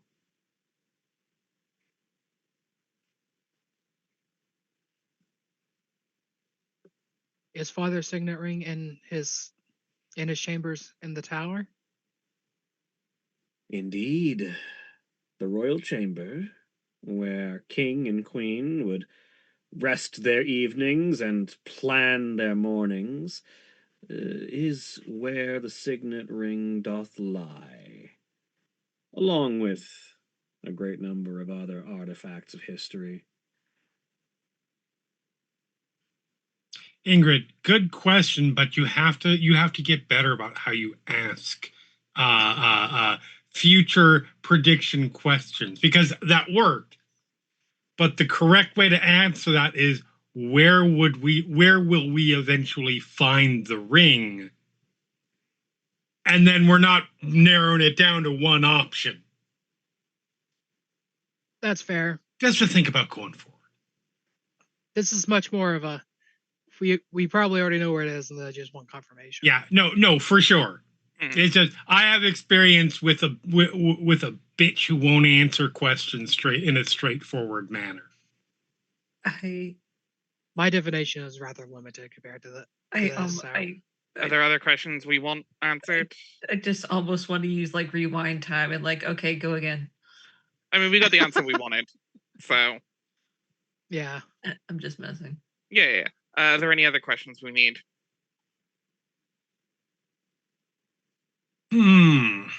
I don't know. We can get rid of. Do we have another one of those cookies? No, she probably want to take 2 of them though. So, Morgan's no fiddling with the repeats. yeah. Morgan's fiddling with the holy symbol of Sandratica in her fingers. That's something you really want to give up? I have a couple of these. Yeah, it's like we're manufacturing those. Yeah. I am helping make these. Okay. They're not exactly common around these days. I mean, if you don't want to give that up, I'll go into my I mean, it's my it's not my bag. personal holy symbol, so True, but I have the molars of a wizard. Which one? teeth. I'm trying to remember. I don't know their name. They didn't give it before I ripped their jaw. Couldn't really say much. Morbid but entertaining. I'd be willing to answer See, something. if we have a question, we don't need to give up your thing. This is No, that's. An I mean, that's unnamed fine. Again, wizard's I can mold. I have trophies. I can make another one of these. That's not that big a deal, but fair enough. While the others are mulling over if there's more questions, I'm standing at the edge of the table from handing her the cookie and looking at Also, her deck it's- of cards. Also, it Yeah. spreads Sandratica's word and all, so They do indeed appear to be tarot cards, and they seem to move on their own. Like as she shuffles them around and deals them out, the images on the cards seem to shift and change. I pull out my tarot deck and start comparing them, and Yours is fairly stationary, as it turns out, but the designs are similar.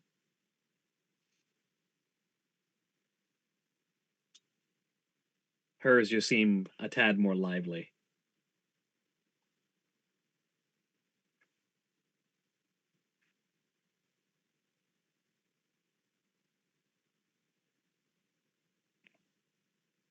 was there anything else we wanted to know?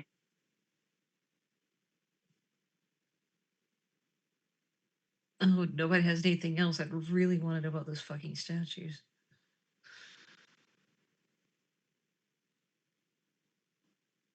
I don't have anything I'm else. sure there's a better. What do the statues lead to? Would be a decent question. Or how to get whatever they're hiding. Yeah. The statues are hiding something. How do we uncover it?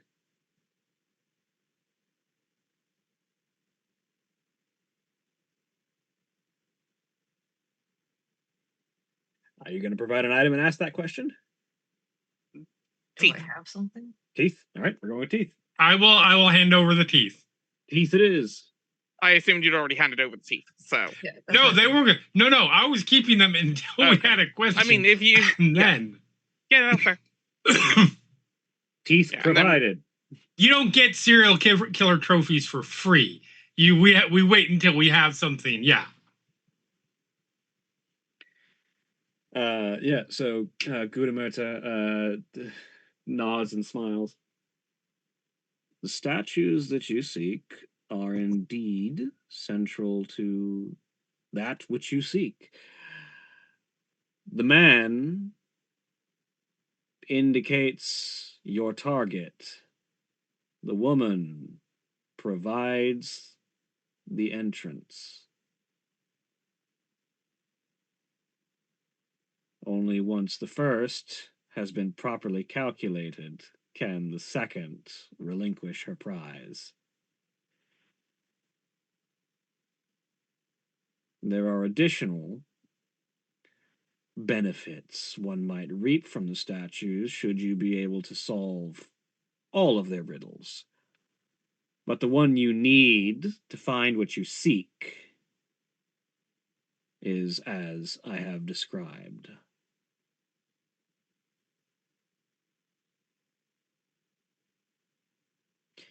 AKA, point the guy in the right direction, and the lady will give you what she's hiding. Figure out a way to move that statue. I mean, you did. You just push into it and it rotates.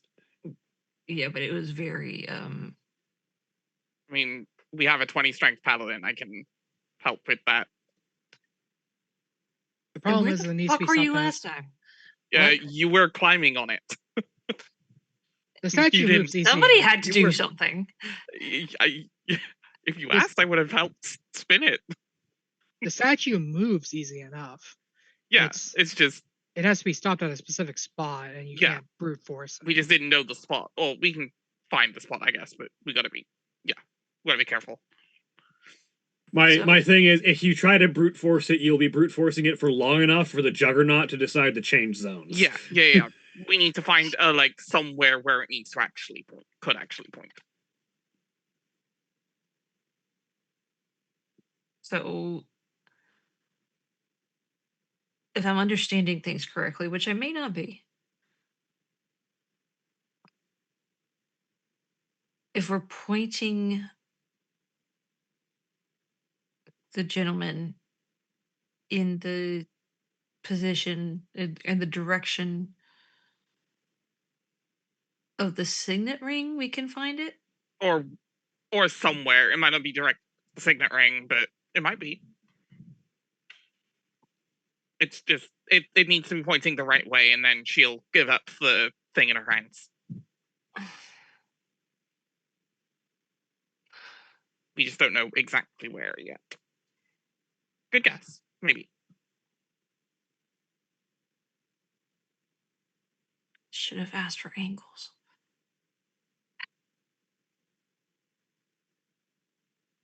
They are better than angels.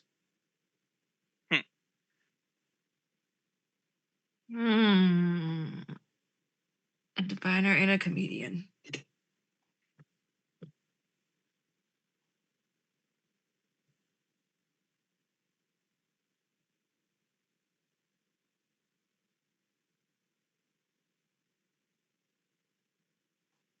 As I was standing there playing with tarot cards, comparing them against hers, it's like, any other questions, or should we go try to solve these puzzles?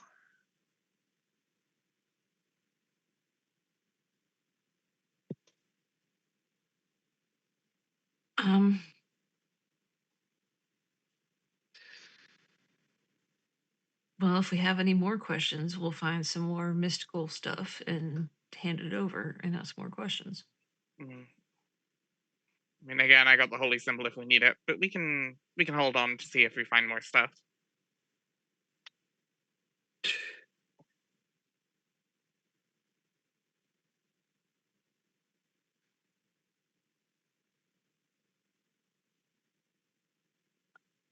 Okay, since nobody else is making a concrete decision, let's go visit the statues.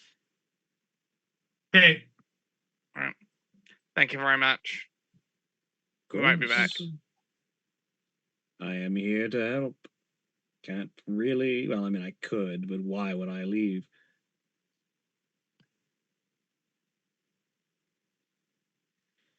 You return to the statue garden.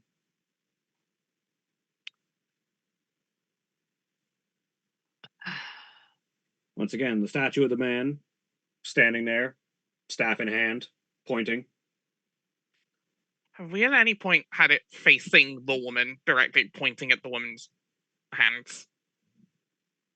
Or was that No. where it started? Well, actually, yes, it was. It started pointing It at the started. woman. Okay. It started there. That's what I had to make sure. I was like, is it that simple? Notably, I go to the Summer Wings door. Does it have a lock? No. Okay.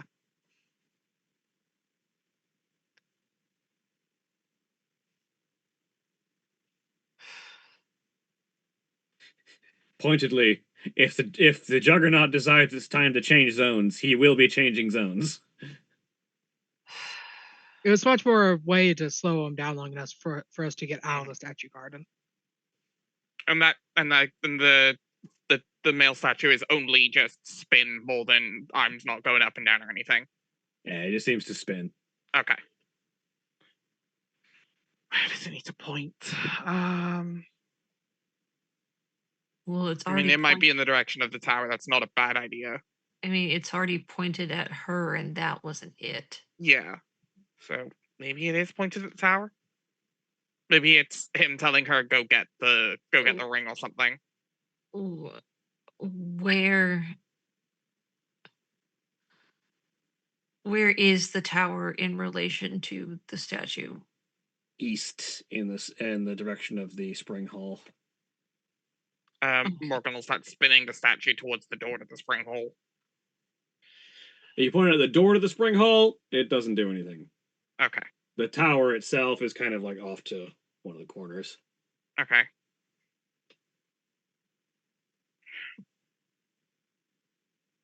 Adjust the statue to the point to the tower itself, and not the door. Yep. Yeah, it might be a specific room in the spring tower that you need to line up with. You adjust it slightly to where it points directly at where the tower would be if its arm could point up and down. There's a clicking noise, There we go. and the hands of the woman descend into her lap. Unfortunately, the clicking is the sound of the bomb that's ticking down to 0. Yeah, it's the little stopper that's stopping the boulder from coming towards us. Yep. Dun, dun, dun, dun, dun. Ta-da! Buried underneath the like held in the statue's hands underneath is what looks to be like a dinner plate sized like gold and crystal inlaid disc.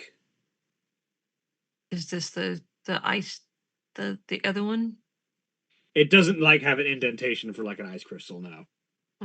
No, but like, just is it assume well, that's like in the does it look like it could go like in an indentation?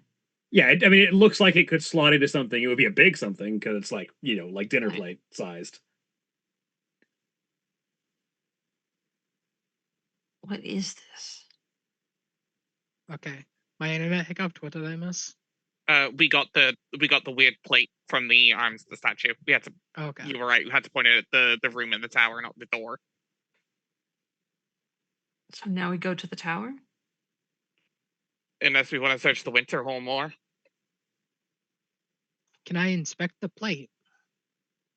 Sure. Roll me history just to see what you know about this thing. Let's see. History. Make sure I'm set to normal. Ah, okay. 19.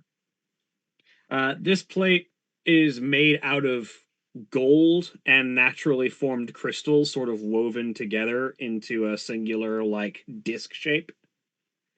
It represents the binding natures of your family. The sort of divided, the gold represents the arcane, the sort of like gold is a very powerful reagent used in arcane magics. It's easily like shaped and turned into something useful and malleable. Crystalline formation, naturally formed, carefully carved to meld with it. Nature blending with, mystic. And you've usually seen it used as a sort of symbolic representation of your family's history, and you imagine it's also probably the key to something in your father's study that probably leads you to the signet ring.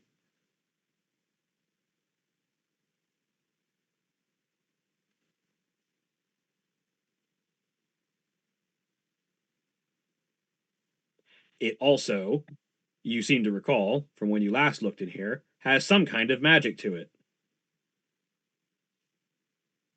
I am going to do the thing. Let's get out of the statue garden in case the Juggernaut comes back. Yeah, where then- you want to head towards spring? Yeah. Okay. Sure. And then once we're in a relatively safe space to like if I remember right, this thing has some magic to it, so like identify should be good. Yeah, I'll cast identify when we get there.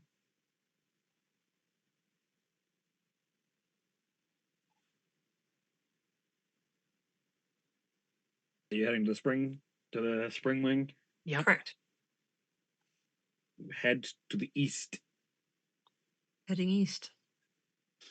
Yeah, you find yourself in a hallway, and like many before it appears oddly shaped.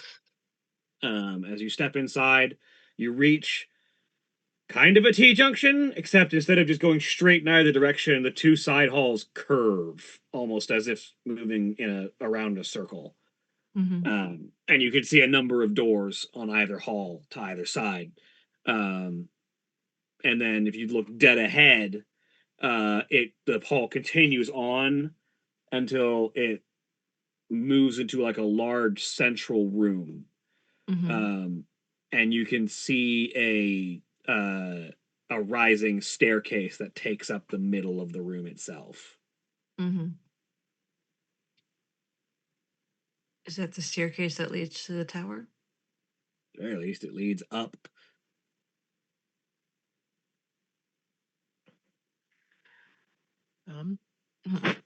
Going up? No, I just tuck off to one of the sides and check a room. Anyone in particular? Let's go with this one. All right. You check that door. It's locked. Thief's tools. All right. Roll me sleight of hand with advantage. Is the DC higher than 21? No. Then I succeed. All right. You unlock the door. And I crack it open and take a peek in.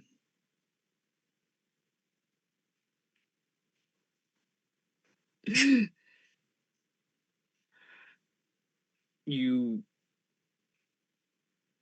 roll me history real quick to see if you remember this before you do this. 18. You realize that this is the ground floor of what is essentially a combination wizard and druid's tower, and that a number of these rooms were used to hold dangerous creatures, experimental reagents, and potentially hazardous materials.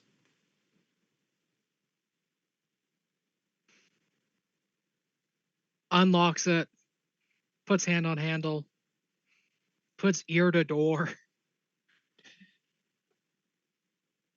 You hear a weird bubbling sound from the other side of the door. Cracks door open slowly and take a peek. Can't really make anything out.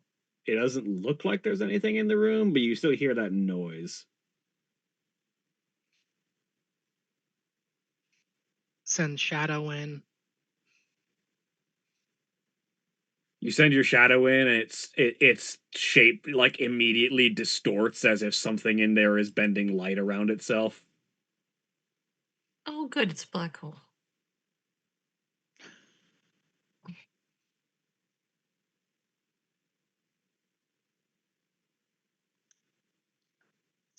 Steps inside myself. How far inside? Just inside the door.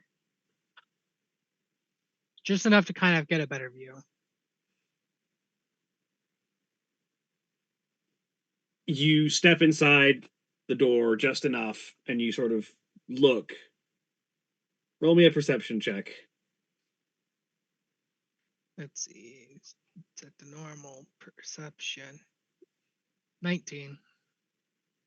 There is like a faint, transparent sheen to the space directly in front of you. There's something there, it's just entirely transparent.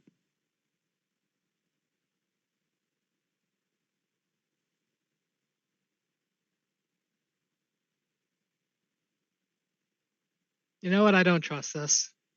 Steps back, closes door. Smart woman. Fuck this Now shit. you- I'm out.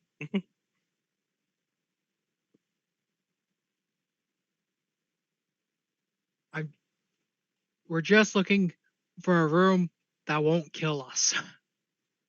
Checks the next room down the hall. I'm just gonna go. You check the next door down the hall on the opposite side.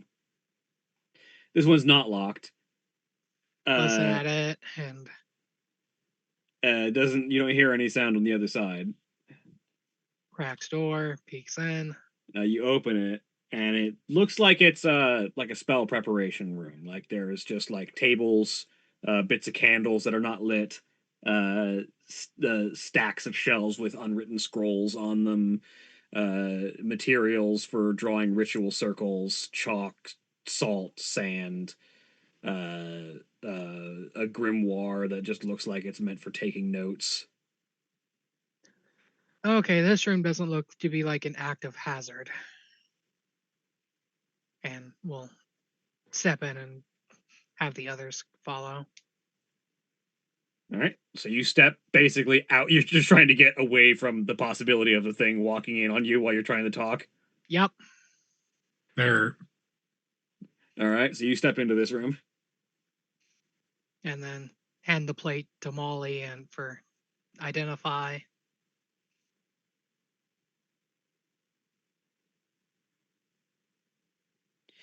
Congratulations on not walking directly into a gelatinous cube. Fantastic. Yeah, that sounds about right. As a reminder, gelatinous cubes are not like very obvious green things. They are fully transparent. Yep, they are transparent if there's nothing in them. Pretty much. But honestly, less scary than the green stuff. Yeah. Like, I don't remember how bad green slime is But in it's worse 5th than gelatinous edition. cube. Yeah. In like early editions, like 1st, 2nd edition, it was about the most terrifying thing you could run into. Other than like gods. You know, the shit that's just horrifying in old editions, but like not exactly fun now without being prepared.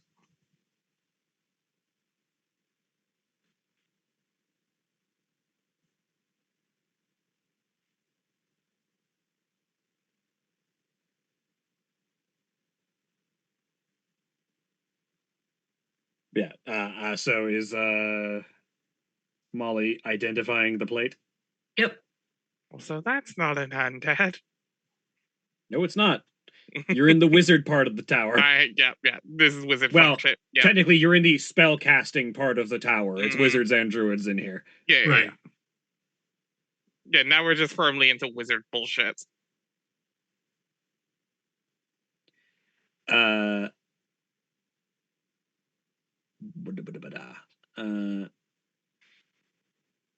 You identify this plate. It's not like a specific magic item, similar to some of the other things in here that are not. But in this particular case, this is meant to have a particularly reflective surface, magically speaking. It cannot lose its mirror shine. And it is, in fact, even more reflective than any traditional mirror could possibly be. For max vanity. So we've got a mirror. Yes. Like, Do we have a number of other mirrors? Should I hang it on a wall and ask who the set fairest up of all in is? such a way that if we shine it in the light, we're gonna get this boom, boom, boom, boom, boom, boom, boom, boom, boom, boom. Ba-da-da-da. You don't have that many mirrors on your person at the moment, no.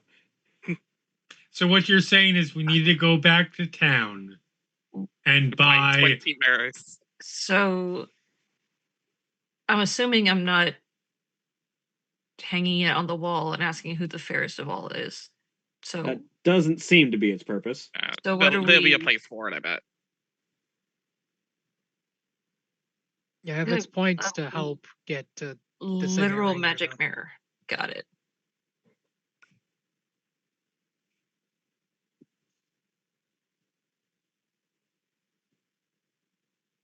Also, Jeremy, you just made me remember the Peggle music from Peggle.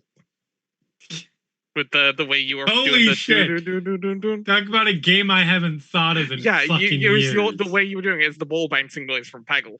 Yep. That was accidental. Yep.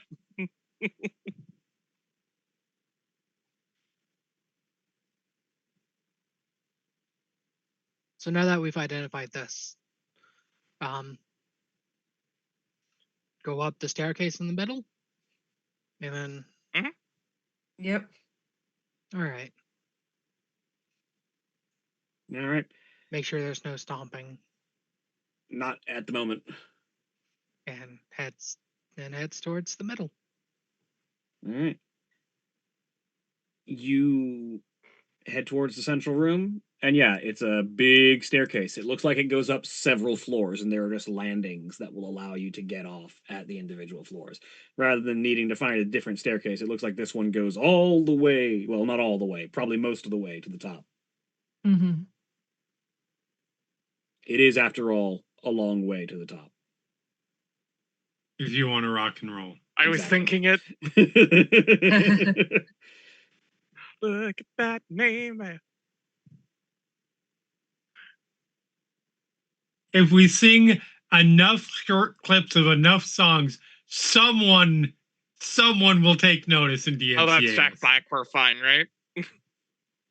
Yeah, he certainly hasn't done it.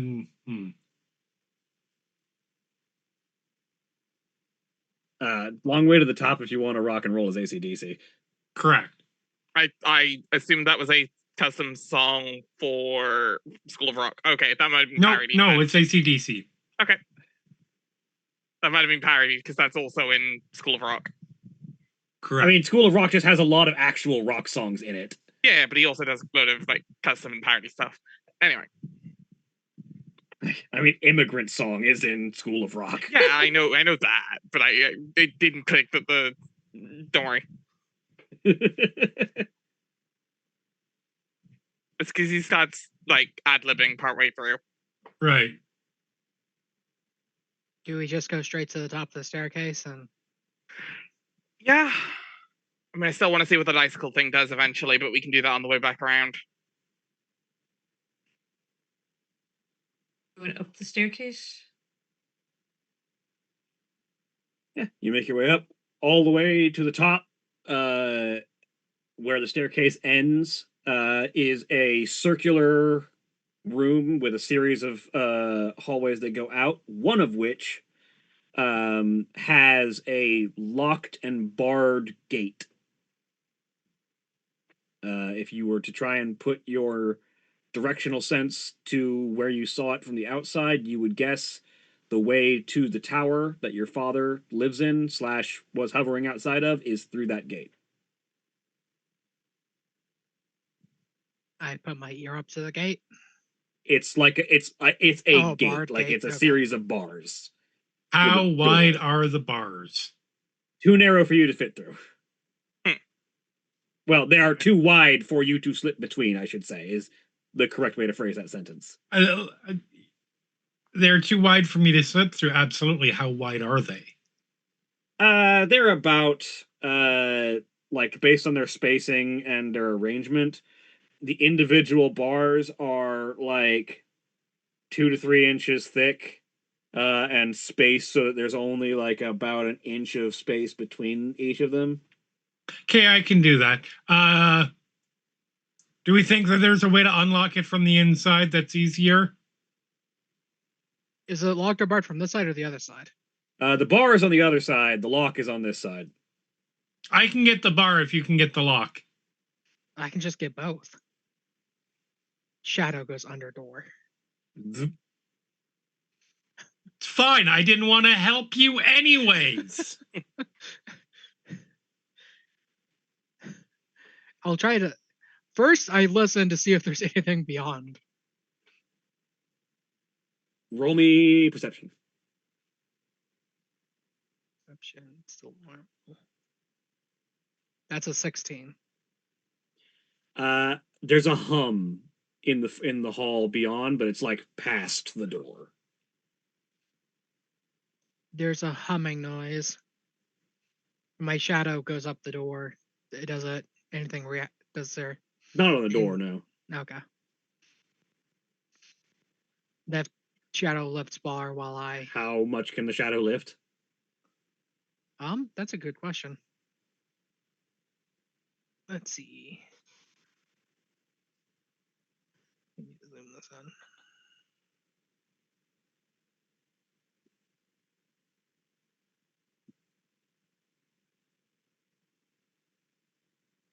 Because if it has a limit like Mage Hand, which has only got like a 10-pound limit, then it cannot lift this bar.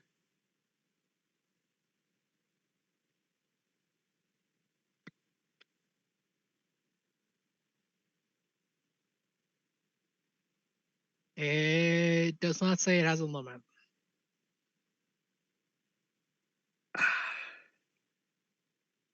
Which book is that from? Baldas. Baldas.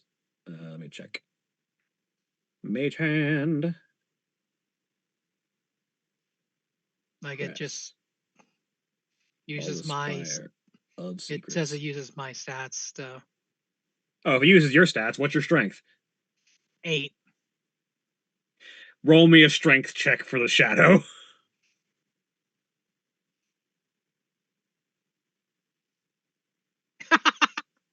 Shadow's not lifting this bar. Yeah, it's fitting. That's hilarious. Over off to the corner. Just like slightly off to the side, like just out of frame from where everybody else is. Astra has summoned her sword and is leaning on it sideways as she looks at her cuticles. Non-existent in the cuticles. Yep. Or the painted-on ones, I guess. I mean, to be fair, I can't tell if the shadow's able to lift it because it's on the other side, and I'm busy trying to undo the lock. Yeah, roll me sleight of hand. Yeah, I mean, we can see through at least somewhat. Yeah. So is the DC We can see higher the than- bar not moving as Yes, the shadow like the DC is high enough that you do actually need to roll. Okay. That is good enough, though. Yeah, you unlock the latch, but the shadow is currently nudging the bar and not actually able to lift it.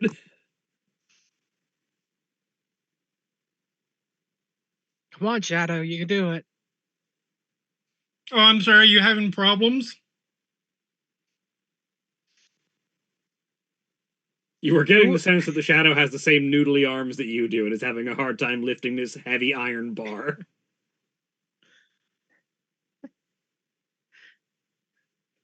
It's not exactly a beefy Shadow. Does that mean you need help? Unless we want to take a while and see how far this gets. Cool, ask me. Astra, will you help? Yes, I would love to help. I'm going to polymorph into a bat, fly through, unpolymorph myself. Now, what's your strength? Oh, my strength is worse, but I'm pretty certain this bar weighs more than you. I was gonna say, is the cloak of the bat attunement? I would assume so. I believe so, yes. I think. Hold on. Yes, it is. Okay. We could do a little item switch around at some point, and I could go through as the bat with a 20 strength. But It's fine. I'm there now. yeah. No, this will be funny. Don't worry. It's a -1 on the strength Please. roll. God, please. Hold on, I'm looking at things. So I'm curious what your plan is. Bold strategy, Cotton. Let's see if it pays off.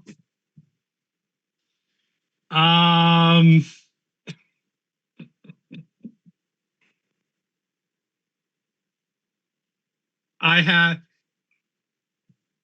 Astra really wants to be the person who does this now, which is why I am doing this.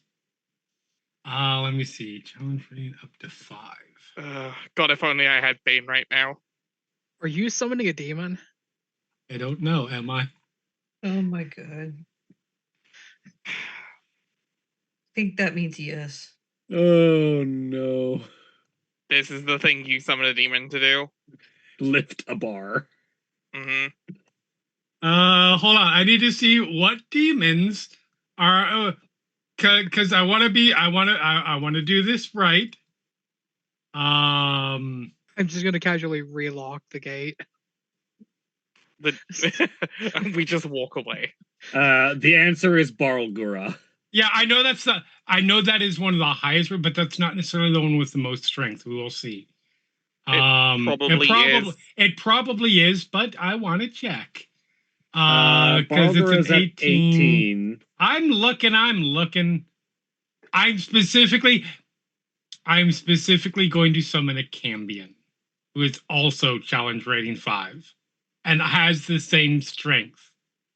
But it's hotter. But Astra doesn't care about hotter. Also, hotter is subjective. Some people might think the Walgura is better. That's fair. Look, if some people are monster fuckers, that's okay. But yes, I am summoning a Cambion. This red-skinned, jacked-looking humanoid, long black beard covering the lower end of their face, bright red eyes, curling horns up on the side of their head, pair of bat wings, just sort of looks down at you. What's up, dude? Really? Yeah, really. Can you do me a favor? What? I have so many things that I need to have accomplished, but right now, first off, can you do me a favor and lift that bar? He looks at the bar. He looks back at you. Really? This Did is I my stutter? reaction too. He reaches over with one hand and flips the bar. Okay, you can go. He's banished. Cast banishment on him. No, I'm just ending concentration, or I'm just letting him go. I need to remind you what happens when you end concentration on that spell. He stays around and is no longer under your control. Did you not read that part? No, I'm trying to remember. All of the summons work slightly differently. Yeah, the danger on the summoning. I've known that that's the case, but yeah, the danger on the demon summoning one is that when you lose concentration, he stays. Yeah, but you can, when you're in control, you can't just tell it to go. You're not forced to keep it around the entire time. Let me check here real quick. Summon.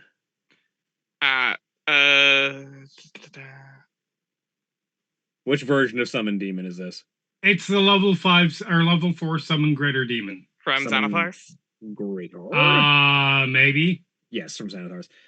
That does not because otherwise it's not it. Otherwise, if you can't make it go away, it's not a viable spell because there's no way that is anyone the trade-off would. Of... So the trade-off is if it lasts. Let me finish my words, please. There is. Go ahead. Sorry, go ahead. I was gonna say if it lasts for the full duration without you losing concentration, then he goes away. Yes, but at the end of each of the demon's turns, it makes a charisma saving throw. That's where your control is an issue. There is no way that any spell would be viable if they got to make constant charisma saves every round for an hour. Yeah. It also disappears 1d6 rounds after you let go. Right. It's basically you have a demon for as long as you can control it, and if you can keep saying its true name. Theoretically, you can issue it the command "go away." Right. Yeah, you can tell it to stay here and do nothing, and it will listen. And that solves the problem. Assuming that it has the power to make itself go away, then it can theoretically cast Plane Shift. Which let me check if it can be and has Plane Shift. For rules is written, you can't just go bye-bye. Cambion does in fact have Plane Shift, so you can tell it to Plane Shift away.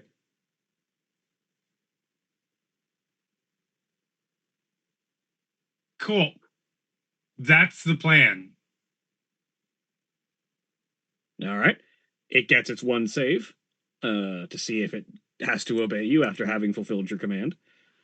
Let me see. It's which version of save is that? Is it wisdom or charisma? Charisma. Charisma. What's your save DC? 16. We got a 50-50 shot here. Normal. That's a 19. Okay. It's still in its circle. Did you? Because that's part of the spell. You have to do the circle as part of the spell. Well, that's yes. You can form. If you have blood. If you're doing it without the blood component, then you don't draw the circle.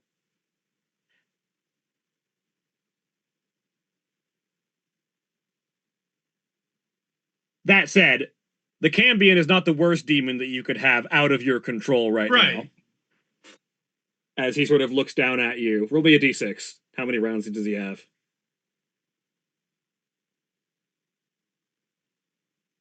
Just depends what it wants to do. 3. It's on this side on the good note. On the good news. You're alone on that side. Yeah, I don't care. It depends. Again, this is me. not the super aggressive one, luckily. It looks down at you. You are extraordinarily bloodstained. Uh-huh.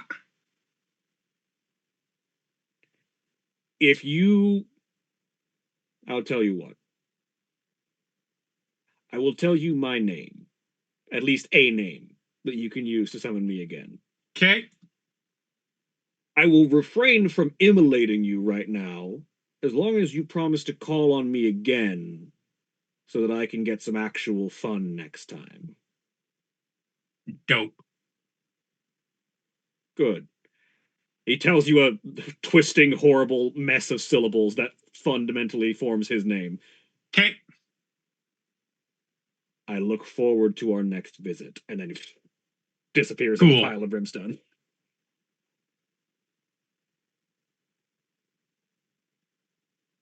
Cool. I push the door open. Now Astra gets a level of warlock with the fiend patron this time.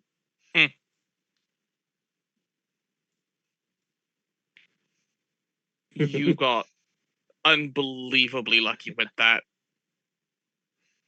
To be fair, I think I was tactical. The decision to choose a Cambion over a Barl was Girl mine. was a very important part there. No, that helps. But also, because if that was a Barl Girl, there was no question. It was just going to start swinging. Even a Cambion Which could is fine. This one has a sense of humor. The Barl Girl wasn't going to kill me in 3 rounds. It's going to be fine. So now I just have to, lay here a bit and heal. Just lay there. Somebody lays with you, just forget the world. I helped. Technically correct, the most annoying kind of correct. Well, technically, the Cambion helped. I helped because I brought the Cambion who helped. I am the facilitator of help. You are welcome. Can we just go up the stairs now? Yes, let's go. Okay. Do you just go down the hall? Smells like brimstone down here. Yep, I also like the smell. All right, are you just going down the hall now that the door's open? Yes. Carefully. Didn't want to smell Asmodeus Temple today, but that's fine. All right, who's in front? Morgan. I have to ask this question. Okay. How much attention are you paying right now? Who? Morgan. A decent bit. She's yeah. Roll me perception. Please be that moment. Roll a 1. Roll a 1.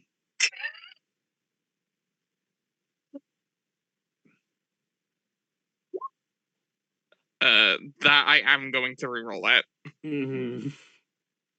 This is one of those I need to reroll this moments. 19. You hear the humming noise that is present at the end of this hallway. It T-junctions out. And there is a thrumming of power somewhere down the left-hand side of this hallway. Be on guard, something on the left.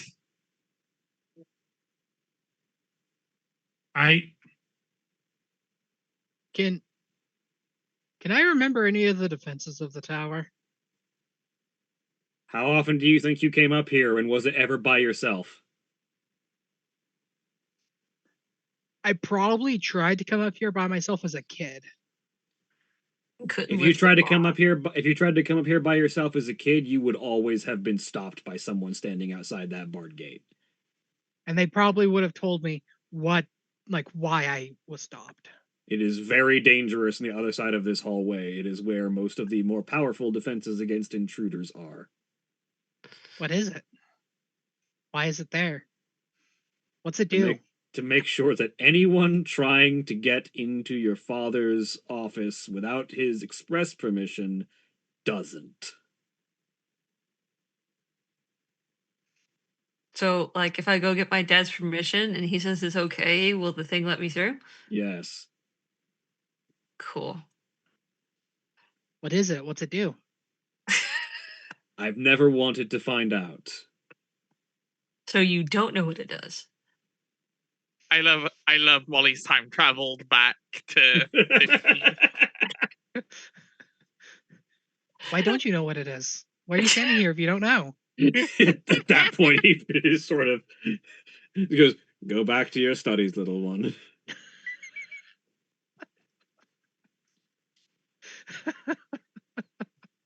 You know it's dangerous. You don't know what it is specifically.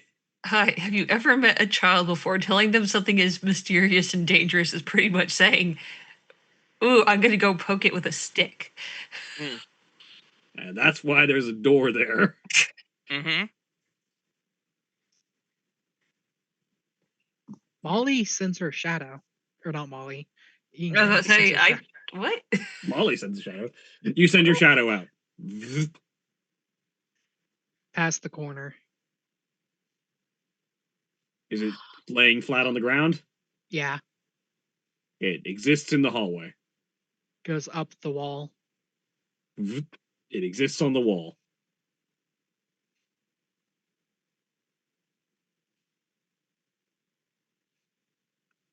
Opens the door. I mean, there's not a door is. immediately on the opposite side of the wall. Yeah. It's just a hallway. Yeah, we will be ending the session in just a minute, Jeremy. Okay. Once I have the here's your no problem. worries. I wasn't trying to say like stop now. I was just making sure that we noticed. Yep. Okay, how do we want to handle this? I can put shield down and try to see what happens. How about this? Tantalor says. He just reaches into his bag and pulls out a rock. That works. I mean, that's effective. That's fine. He hucks the rock into the hallway. The instant it crosses the corner threshold, a green beam lances down from the side of the hall, crashes into it, and the rock disappears. That I know exactly what spell that is. Oh God! There is nothing but ashes left in its wake. I, as a player, know what spell that is. Oh dear. As a player, I'm guessing it's disintegrate. Probably. And that is where we end for the week. Say goodbye, everybody. Bye, everybody. Bye. Goodbye.